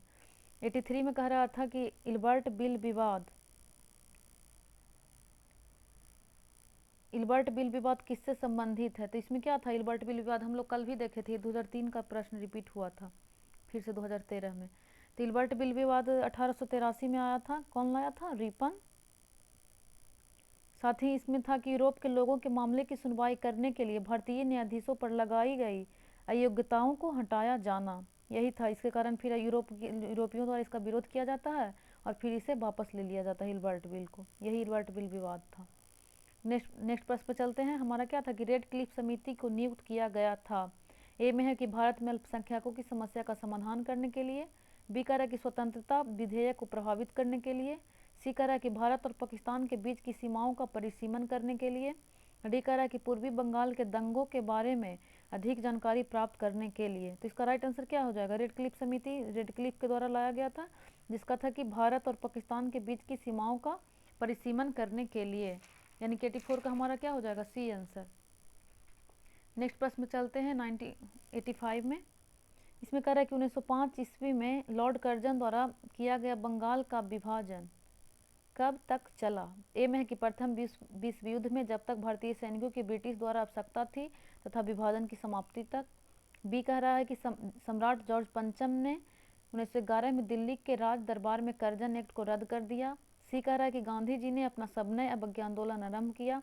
डी कह रहा है कि 1947 में भारत का विभाजन जब पूर्वी बंगाल पूर्वी पाकिस्तान बना। तो इसका राइट आंसर क्या हो जाएगा, 1905 में लॉर्ड कर्जन द्वारा जो बंगाल का विभाजन किया गया था, कब रद्द किया गया। तो इसका हो जाएगा बी, कि सम्राट जॉर्ज पंचम ने 1911 में दिल्ली के राज दरबार में कर्जन एक्ट को रद्द कर दिया। इसमें बहुत सारे घोषणाएं भी हुई थी, क्या क्या हुआ था, जैसे कि इसमें था कि कलकत्ता से राजधानी दिल्ली लाई गई, साथ ही बंगाल विभाजन को रद्द किया गया। उसके बाद साथ ही था कि बिहार को एक नए प्रांत को दर्जा दिया गया बंगाल से विभाजन करके। नेक्स्ट प्रश्न पे चलते हैं। नेक्स्ट कर रहा था 86 नंबर की, महारानी विक्टोरिया की उद्घोषणा 1858 का उद्देश्य क्या था। तो पहला में है कि भारतीय राज्यों को ब्रिटिश साम्राज्य में मिलाने के किसी भी विचार का परित्याग करना। दूसरा कह रहा है कि भारतीय प्रशासन को ब्रिटिश क्राउन के अंतर्गत रखना। थर्ड नंबर कह रहा है कि भारत के साथ ईस्ट इंडिया कंपनी के व्यापार का नियमन करना। पूछ रहा है कि निम्नलिखित कूट का प्रयोग कर सही उत्तर चुनिए। एक ए में कह रहा है केवल 1 और 2, बी में है केवल 2, सी में है केवल 1 और 3, डी में है 1, 2 और 3। तो इसका राइट आंसर क्या हो जाएगा, पहला तो है कि भारतीय राज्यों को, देखिए इसको में 1858 का अधिनियम लाने का पीछे रीजन क्या था कि 1857 का जो विद्रोह था, जिसने ब्रिटिश को अंदर तक झकझोर कर रख दिया था कि ऐसा होगा तो फिर बहुत भारत छोड़कर जाना भी पड़ सकता है। तो इसी के बाद 1858 का अधिनियम लाया जाता है, जिसके साथ बहुत सारे प्रावधान किया गया था, जैसे में कि भारत सचिव की नियुक्ति, साथ ही जो भारत के गवर्नर जनरल थे उन्हें वाइसराय की उपाधि दिया गया। पहला वाइसराय कौन बने, कैनिंग, जो 1856 से 62 तक थे, 56 से 62 तक जो गवर्नर जनरल रहे थे। तो इस तरह का बहुत सारा प्रावधान किया गया। इसमें से पूछ रहा है कि इसमें से और कौन कौन सा उद्घोषणा का उद्देश्य था। तो एक में है कि भारतीय राज्यों को ब्रिटिश साम्राज्य में मिलाने के किसी भी विचार का परित्याग करना। तो ये सही है। इसमें बोला गया था कि जितने भी अब नियम पहले से लागू थे, जैसे डलहौजी का हड़प नीति था या फिर अस्थाई बंदोबस्त, इस तरह का जितना भी नियम, अस्थाई बंदोबस्त सॉरी नहीं होगा, जितना भी तरह का नियम था पहले से, उस सब विचार का परित्याग करने की, किसी तरह का हड़पने की नीति नहीं अपनाई जाएगी। दूसरा था कि ब्रिटिश प्रशासन को ब्रिटिश क्राउन के अंतर्गत रखना। तो ये भी सही था, अब सीधे महारानी के अंडर में चला गया था। थर्ड में कह रहा है कि भारत के साथ ईस्ट इंडिया कंपनी के व्यापार का नियमन करना। तो ये गलत है, ये नहीं किया गया था। तो क्या हो जाएगा, 3 कट जाएगा, यानी कि 1 और 2 हमारा राइट आंसर है। नेक्स्ट प्रश्न पे चलते हैं। 87 कह रहा है कि मंगानियार नामक लोगों का एक समुदाय किसके लिए प्रसिद्ध है। ए में है कि पूर्वोत्तर भारत में मार्शल आर्ट के लिए, बी में है कि उत्तर पश्चिम भारत में संगीत परंपरा के लिए, सी में है दक्षिण भारत में शास्त्रीय गायन संगीत के लिए, डी कह रहा है कि मध्य भारत में पितरा द्वारा परंपरा के लिए। पितरा द्वारा मुगल वाला जो था। तो इसका राइट आंसर क्या हो जाएगा कि मंगानियर नामक लोगों का एक समुदाय किसके लिए प्रसिद्ध था। तो 87 का हो जाएगा आपका बी की उत्तर पश्चिम भारत में संगीत परंपरा के लिए मंगानियर नामक लोगों का एक समुदाय जाना जाता था। नेक्स्ट पे चलते हैं। नेक्स्ट 88 नंबर कह रहा है कि गदर था। ए में है कि भारतीयों का एक क्रांतिकारी संघ जिसका मुख्यालय सैन फ्रांसिस्को में था। बी कह रहा है कि सिंगापुर से संचालित राष्ट्रवादी संगठन। सी कह रहा है कि एक आतंकवादी संगठन जिसका मुख्यालय बर्लिन में था। डी कह रहा है कि भारत की आज़ादी के लिए कम्युनिस्ट आंदोलन जिसका मुख्यालय ताशकंद में था। तो इसका राइट आंसर क्या हो जाएगा, गदर क्या था। तो 88 का हो जाएगा आपका ए कि भारतीयों का एक क्रांतिकारी संघ जिसका मुख्यालय सैन फ्रांसिस्को कहाँ पड़ता है, यूएसए में था। सैन फ्रांसिस्को यूएसए में था। इसमें थोड़ा सा देख सकते हैं, पूछता है कभी कभी किसका उद्देश्य क्या था। तो इसका उद्देश्य भी था कि भारत में जैसे विदेशों में रह के भी भारत को स्वतंत्र कराना। इसमें अब सदस्य पूछता है कि इसके सदस्य कौन कौन थे। तो इसके संस्थापक में मेनली रूप से पंजाबियों द्वारा किया गया था गदर का स्थापना, जिसमें कि 1-2 मेन जाने जाते हैं, जैसे लाला हरदयाल हो गए, उसके बाद रास बिहारी बोस हो गए, फिर करतार सिंह, साथ में एक थे साहेब सिंह, मेनली पंजाबी लोग थे। और इसका मुख्यालय तो पता ही है सैन फ्रांसिस्को यूएसए में था। उसके बाद यह क्रांतिकारी संघ था, गदर था। नेक्स्ट प्रश्न पे चलते हैं। 89 कह रहा है कि भारतीय इतिहास के संदर्भ में निम्नलिखित में से सामंती प्रणाली के आवश्यक तत्व हैं या थे। तो पहला में कह रहा है कि एक बहुत मजबूत केंद्रीकृत राजनीतिक प्राधिकार और बहुत कमजोर प्रांतीय या स्थानीय राजनीतिक प्राधिकार। 2 कह रहा है कि जमीन के नियंत्रण और अधिकार पर आधारित एक प्रशासनिक संरचना का उद्भव। थर्ड में कह रहा है कि जागीरदार सामंत तथा उसके अधिपति के बीच स्वामी जागीरदार संबंध का निर्माण। पूछ रहा है कि नीचे दिए गए कूट का प्रयोग करके सही उत्तर का चयन करें। ए में कह रहा है केवल 1 और 2, बी में कह रहा है केवल 2 और 3, सी में कह रहा है केवल 3, डी में कह रहा है 1, 2 और 3। तो इसका राइट आंसर क्या हो जाएगा 89 का। इसमें बी है कि पहला तो था कि एक बहुत मजबूत केंद्रीकृत राजनीतिक प्राधिकार और बहुत कमजोर प्रांतीय या स्थानीय राजनीतिक प्राधिकार। तो ये गलत है। 2 में कह रहा है कि जमीन के नियंत्रण और अधिकार पर आधारित एक प्रशासनिक संरचना का उद्भव। तो ये सही था, सामंती प्रणाली के आवश्यक तत्व थे। थर्ड में था कि जागीरदार सामंत तथा इसके अधिपति के बीच स्वामी जागीरदार संबंध का निर्माण। तो ये भी सही था। सामंती प्रणाली में मेन ये दोनों था कि जमीन के नियंत्रण और अधिकार पर आधारित एक प्रशासनिक संरचना का उद्भव। और थर्ड में कह रहा था कि जागीरदार संबंध तथा उसके अधिपति के बीच स्वामी जागीरदार संबंध का निर्माण, यानी कि हमारा आंसर हो जाएगा 2 और 3। नेक्स्ट प्रश्न चलते हैं। नेक्स्ट कह रहा है कि निम्नलिखित में से कौन भारत में उपनिवेशवाद के अधिक आलोचक थे। ए में है दादा भाई नौरोजी, बी में है जी सुब्रमण्यम अय्यर, और 2 में है और 3 में है आरसी दत्त। पहला में है दादा भाई नौरोजी, दूसरा में है जी सुब्रमण्यम अय्यर और आरसी दत्त। पूछ रहा है कि उपनिवेशवाद के अधिक आलोचक थे। तो इसमें पहला में क्या ऑप्शन है देख सकते हैं, जैसे कि नीचे दिए गए कोड का उपयोग करके सही उत्तर चुने। ए में कह रहा है केवल 1, बी कह रहा है केवल 1 और 2, सी कह रहा है केवल 2 और 3, और डी कह रहा है कि 1, 2 और 3। तो 90 का क्या हो जाएगा डी। इसमें देख सकते हैं कि जैसे पहला में क्या था दादा भाई नौरोजी, तो ये भी थे, जी सुब्रमण्यम अय्यर भी थे और आरसी दत्त भी। दादा भाई नौरोजी तो लिखे थे ना अपना बुक उपनिवेश के खिलाफ, जैसे मैं बताए थे कि यहाँ का 20 रुपया प्रति व्यक्ति आय है सबसे कम। और उसके साथ ही ये भी इनका बुक का नाम क्या था, and British rule in India ऐसे करके था। इनके पुस्तक का नाम था poverty and an British rule in India, poverty and an British rule in India. इसी में इन्होंने बहुत ज़्यादा आलोचक हैं किस तरह से धन का निष्कासन का सिद्धांत दिए थे, धन का निष्कासन सिद्धांत, कि किस तरह से भारत का सारा धन ब्रिटिश जा रहा है। नेक्स्ट प्रश्न पे चलते हैं। नेक्स्ट में 91 क्या कह रहा है कि 1919 के भारत सरकार अधिनियम ने स्पष्ट रूप से परिभाषित किया था। ए में है कि न्यायपालिका और विधायिका के बीच सत्ता का अलगाव। बी में कह रहा है कि केंद्र और प्रांतीय सरकारों के अधिकार क्षेत्र। सी में कह रहा है कि भारतीय राज्य सचिव और वायसराय की शक्तियाँ। डी कह रहा है कि इनमें से कोई भी नहीं। तो 91 का क्या हो जाएगा, 91 का हो जाएगा बी, कि 1919 के भारत सरकार अधिनियम ने स्पष्ट रूप से परिभाषित किया था केंद्र और प्रांतीय सरकारों के अधिकार क्षेत्र, किस किस क्षेत्र में कितना कितना आएगा, कौन सा क्षेत्र किस में आएगा। जैसे इसमें बहुत सारा चीज़ था कि राजस्व कहाँ आएगा, वित्त विभाग विदेश किस में आएगा, सबको निर्धारित किया गया था, परिभाषित स्पष्ट किया गया था कि केंद्र को कौन सा विषय मिलेगा और प्रांत को किस में मिलेगा। 1919 के अधिनियम के द्वारा ही आपका ये भी किया गया था प्रांत में द्वैध शासन, प्रांत में द्वैध शासन।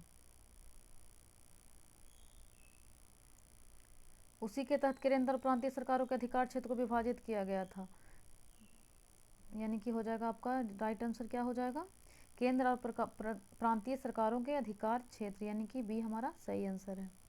नेक्स्ट पे चलते हैं। पूछ रहा है 92 में कि सत्य शोधक समाज ने में संगठित किया। ए में है कि बिहार में आदिवासियों के उन्नयन का एक आंदोलन। बी में है गुजरात में मंदिर प्रवेश का एक आंदोलन। सी कह रहा है महाराष्ट्र में एक जाति विरोधी आंदोलन। डी कह रहा है पंजाब में एक विकास आंदोलन। तो इसका क्या हो जाएगा, सत्यशोधक समाज क्या है, तो महाराष्ट्र में एक जाति विरोधी आंदोलन। अब इसमें देख सकते हैं जैसे कि सत्यशोधक समाज की स्थापना किसने किया था, तो इसका क्या था 1873 में ज्योतिबा फुल्ले ने, ज्योतिबा फुल्ले हो जाएगा इसका राइट आंसर। यानी कि महाराष्ट्र में एक जाति विरोधी आंदोलन था सत्यशोधक समाज, जो कि 1873 में ज्योतिबा फुल्ले द्वारा संगठित किया गया था। नेक्स्ट पे चलते हैं। 93 कह रहा है कि मॉन्टेग्यू चेम्सफोर्ड प्रस्ताव किससे संबंधित है। ए में है सामाजिक सुधार, बी में है शैक्षिक सुधार, सी में है पुलिस प्रशासन में सुधार और डी में है संवैधानिक सुधार। तो मॉन्टेग्यू चेम्सफोर्ड क्या है, इसे 1919 का अधिनियम के नाम से भी जाना जाता है। यही बाद में जाके मॉन्टेग्यू चेम्सफोर्ड प्रस्ताव ही मॉन्टेग्यू चेम्सफोर्ड अधिनियम बनता है, जिसे 1919 के अधिनियम के नाम से जाना जाता है। तो ये क्या था, एक संवैधानिक सुधार था। 93 का हो जाएगा आपका डी आंसर। इसमें देख सकते हैं जैसे कि इसमें मॉन्टेग्यू कौन थे, तो ये भारत सचिव थे तथा चेम्सफोर्ड उस समय वायसराय थे, वायसराय, और ये भारत सचिव, वही इसी के नाम पे पड़ा था मॉन्टेग्यू चेम्सफोर्ड। उसी तरह 1909 का जो अधिनियम था वो क्या था, मॉडले मिंटो। तो मॉडले हो जाएंगे भारत सचिव और मिंटो हो जाएंगे वायसराय। यह यानी हमारा राइट आंसर डी है। नेक्स्ट प्रश्न पे चलते हैं। नेक्स्ट इसमें कह रहा है कि निम्नलिखित पर विचार कीजिए। एक में है कि कलकत्ता यूनिटेरियन कमेटी, दो में है ट्रिब्यूनल ऑफ न्यू डिस्पेंसेशन और तीन में है इंडियन रिफॉर्म एसोसिएशन। पूछ रहा है कि केशव चंद्र सेन का संबंध उपयुक्त में से किनकी स्थापना से है। ए में है केवल 1 और 2, बी में है केवल 2 और 3, सी में है केवल 3, डी में है 1, 2 और 3। तो इसका राइट आंसर क्या हो जाएगा, इसका हो जाएगा बी 2 और 3, क्योंकि कलकत्ता यानी कि ट्रिब्यूनल ऑफ न्यू डिस्पेंसेशन और इंडियन रिफॉर्म एसोसिएशन, क्योंकि इसमें क्या हुआ था ना दरअसल कि 1881 में केशव चंद्र सेन जो थे, 1881 में केशव चंद्र सेन ने ब्राह्मण समाज में मतभेद होने के बाद नया विधान अर्थात सर्वधर्म समाज की स्थापना किया। उसी के तहत ब्राह्मण विवाह को वैध बनाने और शादी की न्यूनतम उम्र तय करने के लिए भारतीय सुधार संघ का हिस्सा थी। इसी के तहत इंडियन रिफॉर्म एसोसिएशन, वही एक रिफॉर्म किया गया था इसी के तहत। उसमें मेनली रूप से सर्वधर्म समाज की बात किया गया कि सभी धर्म समान हैं, साथ ही ब्राह्मण विवाह को वैध बनाने और शादी की न्यूनतम उम्र तय करने की बात की गई थी। जबकि कलकत्ता यूनिटेरियन कमेटी जो था, इसका स्थापना किसने किया था, तो इसमें आपका हो जाएगा राजा राम मोहन राय, राजा राम मोहन राय, साथ ही द्वारकानाथ टैगोर, द्वारकानाथ टैगोर हो गया। उसके बाद है विलियम एडम, विलियम एडम, यानी कि एक हमारा गलत हो जाएगा, एक इसमें भी था इसमें भी, यानी हमारा सिर्फ 2 और 3 आंसर है। एक बार फिर से इसको देख सकते हैं, यानी कि टेबरनेकल ऑफ न्यू डिस्पेंसेशन और इंडियन रिफॉर्म एसोसिएशन, इस दोनों का स्थापना किसने किया था, केशव चंद्र सेन ने। नेक्स्ट प्रश्न पे चलते हैं।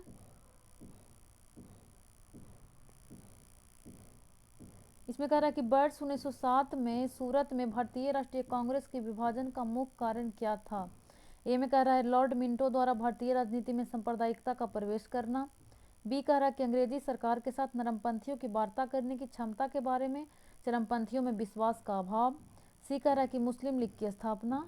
और डी कह रहा है कि भारतीय राष्ट्रीय कांग्रेस का अध्यक्ष निर्वाचित हो सकने में अरविंद घोष की असमर्थता। तो इसका राइट आंसर क्या हो जाएगा? इसमें हो जाएगा आपका बी आंसर कि अंग्रेजी सरकार के साथ नरमपंथियों की वार्ता करने की क्षमता के बारे में, चरमपंथियों के विश्वास का अभाव। तो इसका हो गया बी, 1907 में सूरत अधिवेशन विभाजन। ये कब फिर एक हो जाता है? 1916 में लखनऊ अधिवेशन में, 1916 के लखनऊ अधिवेशन फिर मिल जाता है दोनों। इसमें गरम दल नरम दल भी एक साथ हो जाता है, साथ ही पहले से जो मुस्लिम लीग और कांग्रेस का अलग था ये भी मिल जाता है। इसमें एक चीज़ और देख सकते हैं कि इसकी अध्यक्षता किसने किया था लखनऊ अधिवेशन का। तो लखनऊ अधिवेशन का किसने किया था अध्यक्षता? तो अंबिका चरण मजमूदार, अंबिका चरण मजमूदार। और ये भी देख सकते हैं कि जैसे 1907 में जो बंगाल विभाजन हुआ था उस समय इसकी अध्यक्षता के कौन, बंगाल विभाजन सॉरी 1907 में कौन अध्यक्षता कर रहे थे सूरत अधिवेशन का? तो रास बिहारी घोष। इसमें घोष ध्यान रखिएगा क्योंकि बोस जो थे वो गरम दल के थे, उस समय घोष नरम दल की अध्यक्षता किए थे। हम लोग एक वीडियो कांग्रेस अधिवेशन का ले आएंगे, किस अधिवेशन की अध्यक्षता किसने किया था। यानी कि इसका क्या हो जाएगा आपका? अंग्रेजी सरकार के साथ नरमपंथियों की वार्ता करने की क्षमता के बारे में, चरमपंथियों में विश्वास का अभाव, यानी बी हमारा सही आंसर है। नेक्स्ट प्रश्न पे चलते हैं। 96 कह रहा है कि सर स्टेफर्ड क्रिप्स की योजना में वह परिकल्पना थी कि द्वितीय युद्ध के बाद ए में भारत को पूर्ण स्वतंत्रता प्रदान की जानी चाहिए। बी कह रहा है कि स्वतंत्रता प्रदान करने से पहले भारत को 2 भागों में विभाजित कर देना चाहिए। सी कह रहा है कि भारत को इस शर्त के साथ गणतंत्र बना देना चाहिए कि वह राष्ट्रमंडल में शामिल होगा। और डी कह रहा है कि भारत को डोमिनियन स्टेट दे देना चाहिए। तो इसका राइट आंसर क्या हो जाएगा? स्टेफर्ड क्रिप्स कब आया था क्रिप्स प्रस्ताव? 1942 में, 1942 में। तो इसमें क्या कहा गया था कि भारत को डोमिनियन स्टेट दे देना चाहिए, जबकि भारतीयों ने 1929 में जो कांग्रेस अधिवेशन हुआ था, लाहौर अधिवेशन, उसी समय पूर्ण स्वतंत्रता की घोषणा कर दिए थे। जवाहरलाल नेहरू की अध्यक्षता में जो 1929 का कांग्रेस अधिवेशन होता है लाहौर में रावी नदी के तट पर, जबकि ये 42 में डोमिनियन स्टेट की ही बात की जाती है, इसीलिए भारतीयों द्वारा इसका विरोध किया जाता है, यानी यार ये पास नहीं हो पाता है क्रिप्स प्रस्ताव। तो यानी हो गया इसका भारत में डोमिनियन स्टेट दे देना, भारत को डोमिनियन स्टेट दे देना चाहिए। नमस्कार दोस्तों, स्वागत है आपको अपने यूट्यूब चैनल ISPC सॉल्यूशन पर। हम लोग यूपीएससी का प्रीवियस ईयर क्वेश्चन देख रहे हैं, जिसमें ये मॉडर्न हिस्ट्री का लेक्चर नंबर 7 है। हम लोग आगे प्रश्नों को कंटिन्यू करते हैं। पिछले लेक्चर में हम लोग 96 तक देख लिए थे कि सर स्टेफर्ड क्रिप्स की योजना में वह परिकल्पना थी कि द्वितीय विश्व युद्ध के बाद, इसका राइट आंसर था कि भारत को डोमिनियन स्टेटस दे देना चाहिए। नेक्स्ट प्रश्न पे नेक्स्ट में कह रहा है कि भारत के सांस्कृतिक इतिहास के संदर्भ में निम्नलिखित कथनों पर विचार कीजिए। एक में कह रहा है कि त्यागराज की अधिकांश कृतियां भगवान कृष्ण की स्तुति के भक्ति गीत हैं। 2 कह रहा है कि त्यागराज ने अनेक नए रागों का सृजन किया। 3 कह रहा है कि अन्नमाचार और त्यागराज समकालीन हैं। 4 कह रहा है कि अन्नमाचार कीर्तन भगवान वेंकटेश्वर की स्तुति के भक्ति गीत हैं। तो इसका राइट आंसर क्या हो जाएगा 97 का? तो इसका बी है कि केवल 2 और 4। इसमें पहला जो कह रहा है केवल 2, यानी कि त्यागराज ने अनेक नए रागों का सृजन किया, और अन्नमाचार कीर्तन भगवान वेंकटेश्वर की स्तुति के भक्ति गीत हैं। तो 2 और 4 तो सही है, लेकिन एक में जो कह रहा है कि त्यागराज की अधिकांश कृतियां भगवान कृष्ण की स्तुति के भक्ति गीत हैं, तो कृष्ण नहीं, यहाँ पे अगर राम रहता तो सही हो जाता। ये भगवान श्री राम के लिए करते थे, यहाँ पे हो जाएगा आपका श्री राम की स्तुति के लिए समर्पित था। और 3 में कह रहा है कि अन्नमाचार्य और त्यागराज समकालीन है, तो ये गलत है। अन्नमाचार्य आपका 15वीं शताब्दी के, अन्नमाचार्य 15वीं शताब्दी से संबंधित है। 15वीं शताब्दी के एक प्रसिद्ध हिंदू संत तथा संगीतकार थे, यानी कि राइट आंसर हमारा हो जाएगा केवल 2 और 4। नेक्स्ट प्रश्न पे चलते हैं। इसमें कह रहा है कि 18वीं शताब्दी के मध्य इंग्लिश ईस्ट इंडिया कंपनी के द्वारा बंगाल से निर्यातित प्रमुख पण्य पदार्थ स्टेपल कमोडिटीज क्या थे? ए में कह रहा है कि अपरिष्कृत कपास, तिलहन और अफीम। बी में कह रहा है कि चीनी, नमक, दस्ता और सीसा। सी में कह रहा है कि तांबा, चांदी, सोना, मसाले और चाय। डी में कह रहा है कपास, रेशम, सोरा और अफीम। तो इसका राइट आंसर क्या हो जाएगा 18वीं शताब्दी में? सबसे ज़्यादा निर्यात क्या क्या होता था? 1750 18वीं शताब्दी के मध्य कह रहा है, यानी कि 1750। तो इस समय इसका राइट आंसर हो जाएगा आपका डी, कपास, रेशम, सोरा तथा अफीम हमारा सही आंसर है। नेक्स्ट प्रश्न पे चलते हैं। नेक्स्ट में कह रहा है, इसको थोड़ा सा इरेज कर लेते हैं। नेक्स्ट कह रहा है कि 99 की लॉर्ड बेलेजली द्वारा लागू की गई सहायक संधि व्यवस्था के बारे में निम्नलिखित में से कौन सा कथन लागू नहीं होता? ए में कह रहा है कि दूसरों के खर्च पर एक बड़ी सेना बनाए रखना। बी में कह रहा है कि भारत को नेपोलियन के खतरे से सुरक्षित रखना। सी कह रहा है कि कंपनी के लिए एक नियत आय का प्रबंध करना। डी कह रहा है कि भारतीय रियासतों के ऊपर ब्रिटिश सर्वोच्चता स्थापित करना। तो सहायक संधि व्यवस्था का क्या उद्देश्य था? तो पहला तो था कि दूसरों के खर्च पर एक बड़ी सेना बनाए रखना, तो ये तो सही है। भारत को नेपोलियन के खतरे से सुरक्षित रखना, तो ये सही है कि विदेशियों से कहीं ना कहीं सुरक्षा मिल जाता था अंग्रेज को। सी कह रहा है कि कंपनी के लिए एक नियत आय का प्रबंध करना, ये गलत है, ये नहीं होता था, यानी कि यही हमारा सही उत्तर है कि सही नहीं पूछ रहा था कि कौन सा गलत है।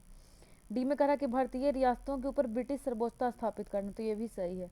लॉर्ड बेलेजली का आप कार्यकाल भी देख सकते हैं, कब से कब तक था, यानी कि 1798 या 99 से लेकर 1905 1805 तक। 1805 1798 से लेकर 1805 इसी का दिया हुआ था सहायक संधि। इसे शुरुआत इसको सबसे पहले किसने किया था? फ्रांसीसी गवर्नर डुप्ले ने, लेकिन इसको सबसे ज़्यादा विस्तार किसको द्वारा दिया जाता है? ब्रिटिश गवर्नर लॉर्ड बेलेजली द्वारा। यही है सहायक संधि।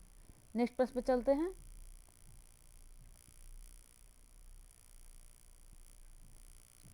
नेक्स्ट कह रहा है 100 नंबर की को देखिए ध्यान से, जैसे कि आर्थिक तौर पर 19वीं शताब्दी में भारत पर अंग्रेज शासन का एक परिणाम था।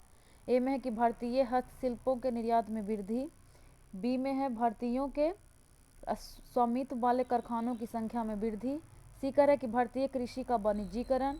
डी कह रहा है कि नगरीय जनसंख्या में तीव्र वृद्धि। तो इसका राइट आंसर क्या हो जाएगा कि आर्थिक तौर पर 19वीं शताब्दी में भारत पर अंग्रेज शासन का एक परिणाम था, तो ये था भारतीय कृषि का वाणिज्यीकरण।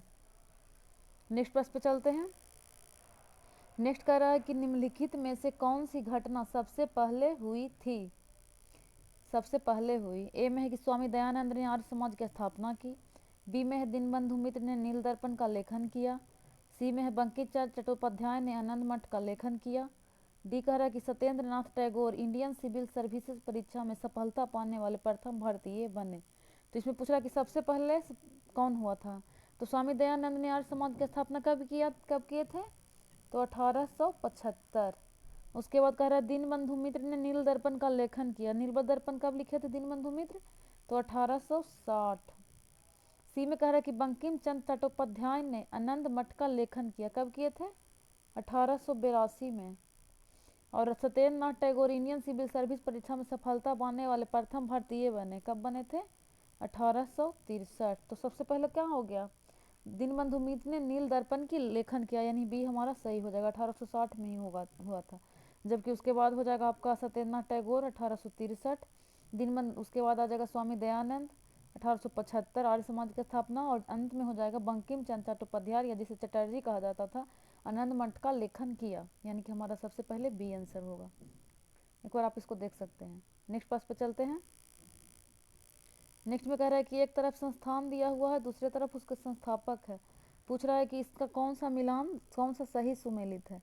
एक में है कि बनारस का संस्कृत कॉलेज विलियम जोन्स। दो में है कलकत्ता मदरसा वारेन हेस्टिंग। तीन में है फोर्ट विलियम कॉलेज आर्थर बेलेजली। पूछ रहा है कौन सा सही सुमेलित है। ए में है एक और दो, बी में है केवल दो, सी में है एक और तीन, डी में है केवल तीन। तो इसका राइट आंसर क्या हो जाएगा? बनारस का संस्कृत कॉलेज किसके द्वारा स्थापित, संस्थापक इसके कौन थे? तो विलियम जोन्स नहीं थे, कौन थे? Jonathan Duncan, Jonathan Duncan. उसी तरह पूछ रहा है कलकत्ता मदरसा, तो वारेन हेस्टिंग, ये तो सही है। थर्ड में कह रहा है फोर्ट विलियम कॉलेज के संस्थापक, तो आर्थर बेलेजली नहीं थे, कौन थे? यहाँ पे आर्थर के जगह पे अगर लॉर्ड बेलेजली रहता तो सही हो जाता, लॉर्ड बेलेजली। तो हमारा क्या हो जाएगा? केवल दो, केवल दो हमारा राइट आंसर है, यानी 102 का बी हो जाएगा। नेक्स्ट प्रश्न पे चलते हैं। नेक्स्ट में कह रहा है कि वुड डिस्पैच के बारे में निम्नलिखित में से कौन सा कथन सत्य है। एक में है सहायक अनुदान व्यवस्था ग्रांट्स इन एड शुरू की गई। 2 में है विश्वविद्यालयों की स्थापना की सिफारिशें की गई। 3 में है कि शिक्षा के सभी स्तरों पर शिक्षण माध्यम के रूप में अंग्रेजी की सिफारिश की गई। पूछ रहा है कि नीचे दिए गए कूट का प्रयोग कर सही उत्तर चुनिए। ए में है केवल 1 और 2, बी में है केवल 2 और 3, सी में है केवल 1 और 3, डी में है 1, 2 और 3। तो इसका राइट आंसर क्या हो जाएगा? इसका हो जाएगा ए केवल 1 और 2, क्योंकि सहायता अनुदान व्यवस्था शुरू किया गया था, साथ ही विश्वविद्यालयों की स्थापना की सिफारिश की गई थी। लेकिन जो कह रहा है कि शिक्षा के सभी स्तरों पर, जो सभी रहता है वर्ड, ये सब थोड़ा सा एक्सट्रीम वर्ड होता है। केवल रहता तो कुछ हद तक ठीक था, लेकिन सभी स्तरों पर शिक्षण माध्यम के रूप में अंग्रेजी की सिफारिश की गलत था। केवल उच्च स्तर पे शिक्षण के माध्यम अंग्रेजी किया गया था, जो कि जो बेसिक भाषा थी, जैसे देसी भाषा के विकास के महत्व को भी इसमें बताया गया था। वुड डिस्पैच क्या है? तो 1854 में आया था, जिसे भारतीय शिक्षा का मैग्ना कार्टा कहा जाता है। पहले भी प्रश्न आ चुका था। तो इसका राइट आंसर क्या हो गया? केवल 1 और 2। नेक्स्ट प्रश्न पे चलते हैं। इसमें कह रहा है कि निम्नलिखित में से किससे यानी किन से भारत में अंग्रेजी शिक्षा की नींव पड़ी? 1 में है कि 1813 का चार्टर एक्ट। 2 में कह रहा है कि general committee of public instruction 1823। 3 में कह रहा है कि प्राच्यविद एवं मंगलविद विवाद। पूछ रहा है कि नीचे दिए गए कूट का प्रयोग कर सही उत्तर चुनिए। ए में है केवल 1 और 2, बी में है केवल 2, सी में है केवल 1 और 3, डी में कह रहा है 1, 2 और 3। तो इसका क्या हो जाएगा? पहला तो 1813 का चार्टर एक्ट, तो ये अंग्रेजी शिक्षा की नहीं पड़ी है, सही था। इसमें कहा गया था कि शिक्षा के लिए 1 लाख रुपया पर ईयर खर्च किया जाएगा, लेकिन भाषा के नहीं निर्धारित होने के कारण इसे खर्च नहीं किया गया था। दूसरा में था कि general committee of public instruction 1823, तो इसमें भी अंग्रेजी शिक्षा का विकास पर जोर दिया गया था। थर्ड में प्राच्यविद एवं मंगलविद विवाद, तो ये भी संबंधित है। इसका सही आंसर क्या हो जाएगा? डी 1, 2 और 3। नेक्स्ट प्रश्न पे चलते हैं। इसमें कह रहा है कि निम्नलिखित में से कौन 1948 में स्थापित हिंद मजदूर सभा के संस्थापक थे? ऑप्शन पे चलते हैं। ए में है B Krishna Pillai, M S Namboodiri और केसी जॉर्ज। बी में है जयप्रकाश नारायण, दीनदयाल उपाध्याय और एम एन रॉय। सी में कह रहा है सीपी रामास्वामी अय्यर, के कामराज और वीरसेलिंगम पंतुलू। डी में कह रहा है अशोक मेहता, टी एस रामानुजम और जी मेहता। तो इसका राइट आंसर क्या हो जाएगा? इसमें प्रश्न क्या था कि किसने कौन 1948 में स्थापित हिंद मजदूर सभा के संस्थापक थे? तो इसमें क्या हो जाएगा? इसका डी आंसर सही है कि अशोक मेहता, टी एस रामानुजम और जी मेहता हमारा राइट आंसर है। नेक्स्ट प्रश्न पे चलते हैं। इसमें पूछ रहा था कि निम्नलिखित विदेशी यात्रियों में से किसने भारत के हीरो और हीरे की खदानों की विस्तृत रूप से चर्चा की? ए में है फ्रांसवा वर्नियर, बी में है ज्यां बैप्टिस्ट टेवर्नियर, सी में है ज्या द थेवेनो और डी में है एबे बार्थेलेमी कारे। तो इसका राइट आंसर क्या हो जाएगा 106 का? तो बी है कि टेवर्नियर जो था, इसी ने हीरो और हीरे की खदानों का विस्तृत चर्चा किया था। एक जौहरी था टेवर्नियर, वही बताया था कि कहाँ कहाँ भारत में हीरे और हीरा का खदान है। नेक्स्ट प्रश्न पे चलते हैं। इसमें कह रहा है कि निम्नलिखित घटनाओं पर विचार कीजिए। 1 में कह रहा है कि भारत के किसी राज्य में सर्वप्रथम लोकतांत्रिक रूप से चुनी हुई साम्यवादी दल की सरकार। 2 में कह रहा है कि भारत का उस समय का सबसे बड़ा bank imperial bank of India, जिसका नाम बदलकर भारतीय स्टेट बैंक रखा गया। 3 में कह रहा है कि एयर इंडिया का राष्ट्रीयकरण किया गया और वह राष्ट्रीय वाहक बन गया। डी में कह रहा है कि गोवा स्वतंत्र भारत का अंग बन गया। इन कह रहा है कि उपर्युक्त घटनाओं का सही कालानुक्रम है। पहला में है 4, 1, 2, 3, बी में है 3, 2, 1, 4, सी में है 4, 2, 1, 3, डी में है 3, 1, 2, 4। तो इसको कालानुक्रम में व्यवस्थित करना कि कौन पहले आएगा और कौन बाद आएगा।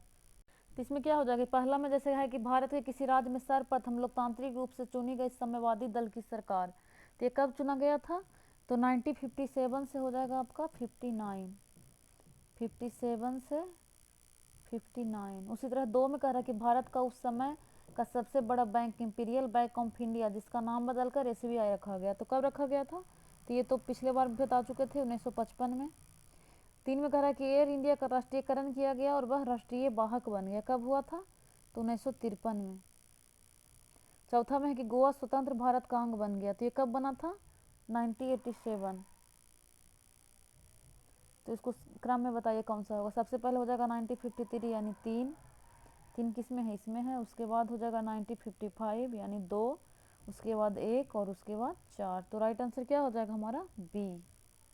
सबसे पहले 1953, फिर 55, 57 से 59 और फिर 1987। नेक्स्ट प्रश्न पे चलते हैं।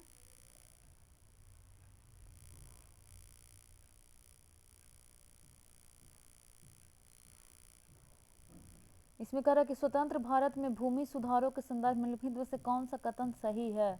ए में है कि हदबंदी कानून पारिवारिक जोत पर केंद्रित थे, न कि व्यक्तिगत जोत पर। बी कह रहा है कि भूमि सुधारों का प्रमुख उद्देश्य सभी भूमिहीनों को कृषि भूमि प्रदान करना था। सी कह रहा है कि इसके परिणाम स्वरूप नकदी फसलों की खेती कृषि का प्रमुख रूप बन गई। डी कह रहा है कि भूमि सुधारों ने हदबंदी सीमाओं को किसी भी प्रकार की छूट की अनुमति नहीं दी। तो इसका राइट आंसर क्या हो जाएगा कि स्वतंत्र भारत में भूमि सुधारों के संदर्भ में निम्नलिखित में से कौन सा कथन सही है। तो 108 का क्या हो जाएगा बी कि भूमि सुधारों का प्रमुख उद्देश्य सभी भूमिहीनों को कृषि भूमि प्रदान करना था। मेनली रूप से 1950 से 60 के दशक में सबसे ज़्यादा भूमि सुधार पर जोर दिया गया था, जिसमें मेनली रूप से फोकस था कि वैसे भूमिहीन जिनके पास कृषि भूमि नहीं है उन्हें कृषि भूमि प्रदान करना। नेक्स्ट पे चलते हैं। 109 कह रहा है कि चार्टर एक्ट 1813 के संबंध में निम्नलिखित कथनों पर विचार कीजिए। एक में है कि इसने भारत में ईस्ट इंडिया कंपनी के व्यापार एकाधिपत्य को, चाय का व्यापार तथा चीन के साथ व्यापार को छोड़कर समाप्त कर दिया। तो ये तो सही है। 2 में कह रहा है कि इसने कंपनी द्वारा अधिकार में लिए गए भारतीय राज्य क्षेत्र पर ब्रिटिश राज यानी क्राउन की संप्रभुता को सुदृढ़ कर दिया। 3 में कह रहा है कि भारत का राजस्व ब्रिटिश संसद के नियंत्रण में आ गया था। पूछ रहा है कि कौन सा सही है। ए में है केवल 1 और 2, बी में है केवल 2 और 3, सी में है केवल 1 और 3, डी में है 1, 2 और 3। तो इसका राइट आंसर क्या हो जाएगा। इसमें ए और 2 सही है, एक केवल 1 और 2 ए सही हो जाएगा कि इसने भारत में ईस्ट इंडिया कंपनी के व्यापार एकाधिपत्य को, चाय का व्यापार तथा चीन के साथ व्यापार को छोड़कर समाप्त कर दिया। और अंततः 1833 के एक्ट द्वारा क्या होता है कि चाय का व्यापार और चीन दोनों को खत्म करके ओवरऑल खत्म कर दिया जाता है, पूर्णतः प्रतिबंध।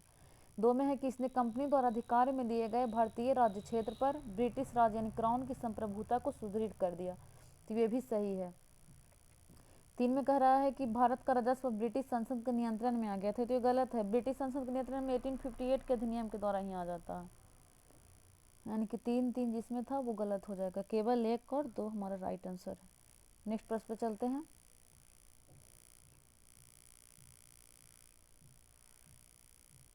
इसमें कह रहा है कि निम्नलिखित युग्मों पर विचार कीजिए। एक तरफ आंदोलन या संगठन दिया हुआ, दूसरे तरफ उसके लीडर दिए हुए हैं।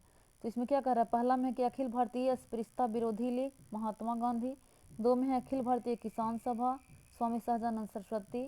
3 में है आत्मसम्मान आंदोलन ईवी रामास्वामी नायकर। पूछ रहा है कि कौन सा सही सुमेलित है। ए में है केवल 1, बी में है केवल 1 और 2, सी में है केवल 2 और 3, डी में है 1, 2 और 3। तो इसका राइट आंसर क्या हो जाएगा। इसमें डी 1, 2 और 3 तीनों सही है। ये अखिल भारतीय अस्पृश्यता विरोधी लीग महात्मा गांधी द्वारा शुरू किया गया था, संगठित किया गया था। दूसरा में है अखिल भारतीय किसान सभा, तो स्वामी सहजानंद सरस्वती द्वारा कब किया गया था। तो 1923 में। इसमें 2 तरह का प्रश्न है। 1923 में बिहार किसान सभा का गठन किया गया था। 1 सेकेंड। इसमें पूछेगा कि जैसे 1923 में बिहार किसान सभा का गठन करते हैं स्वामी सहजानंद सरस्वती, वहीं 1936 में अखिल भारतीय स्तर पर अप्रैल 1936 में करते हैं। कहाँ, इसका मुख्यालय लखनऊ में किया गया था 1936 में, यानी कि ये भी सही है। और थर्ड में आत्मसम्मान आंदोलन ईवी रामास्वामी नायकर, तो ये भी सही है। तो इसका राइट आंसर हो जाएगा 1, 2 और 3। हम लोग 2019 तक के प्रश्नों को देख लिए हैं, ये इसका यहाँ पे आंसर है। अगला लेक्चर में 2020 से कंटिन्यू करेंगे। धन्यवाद।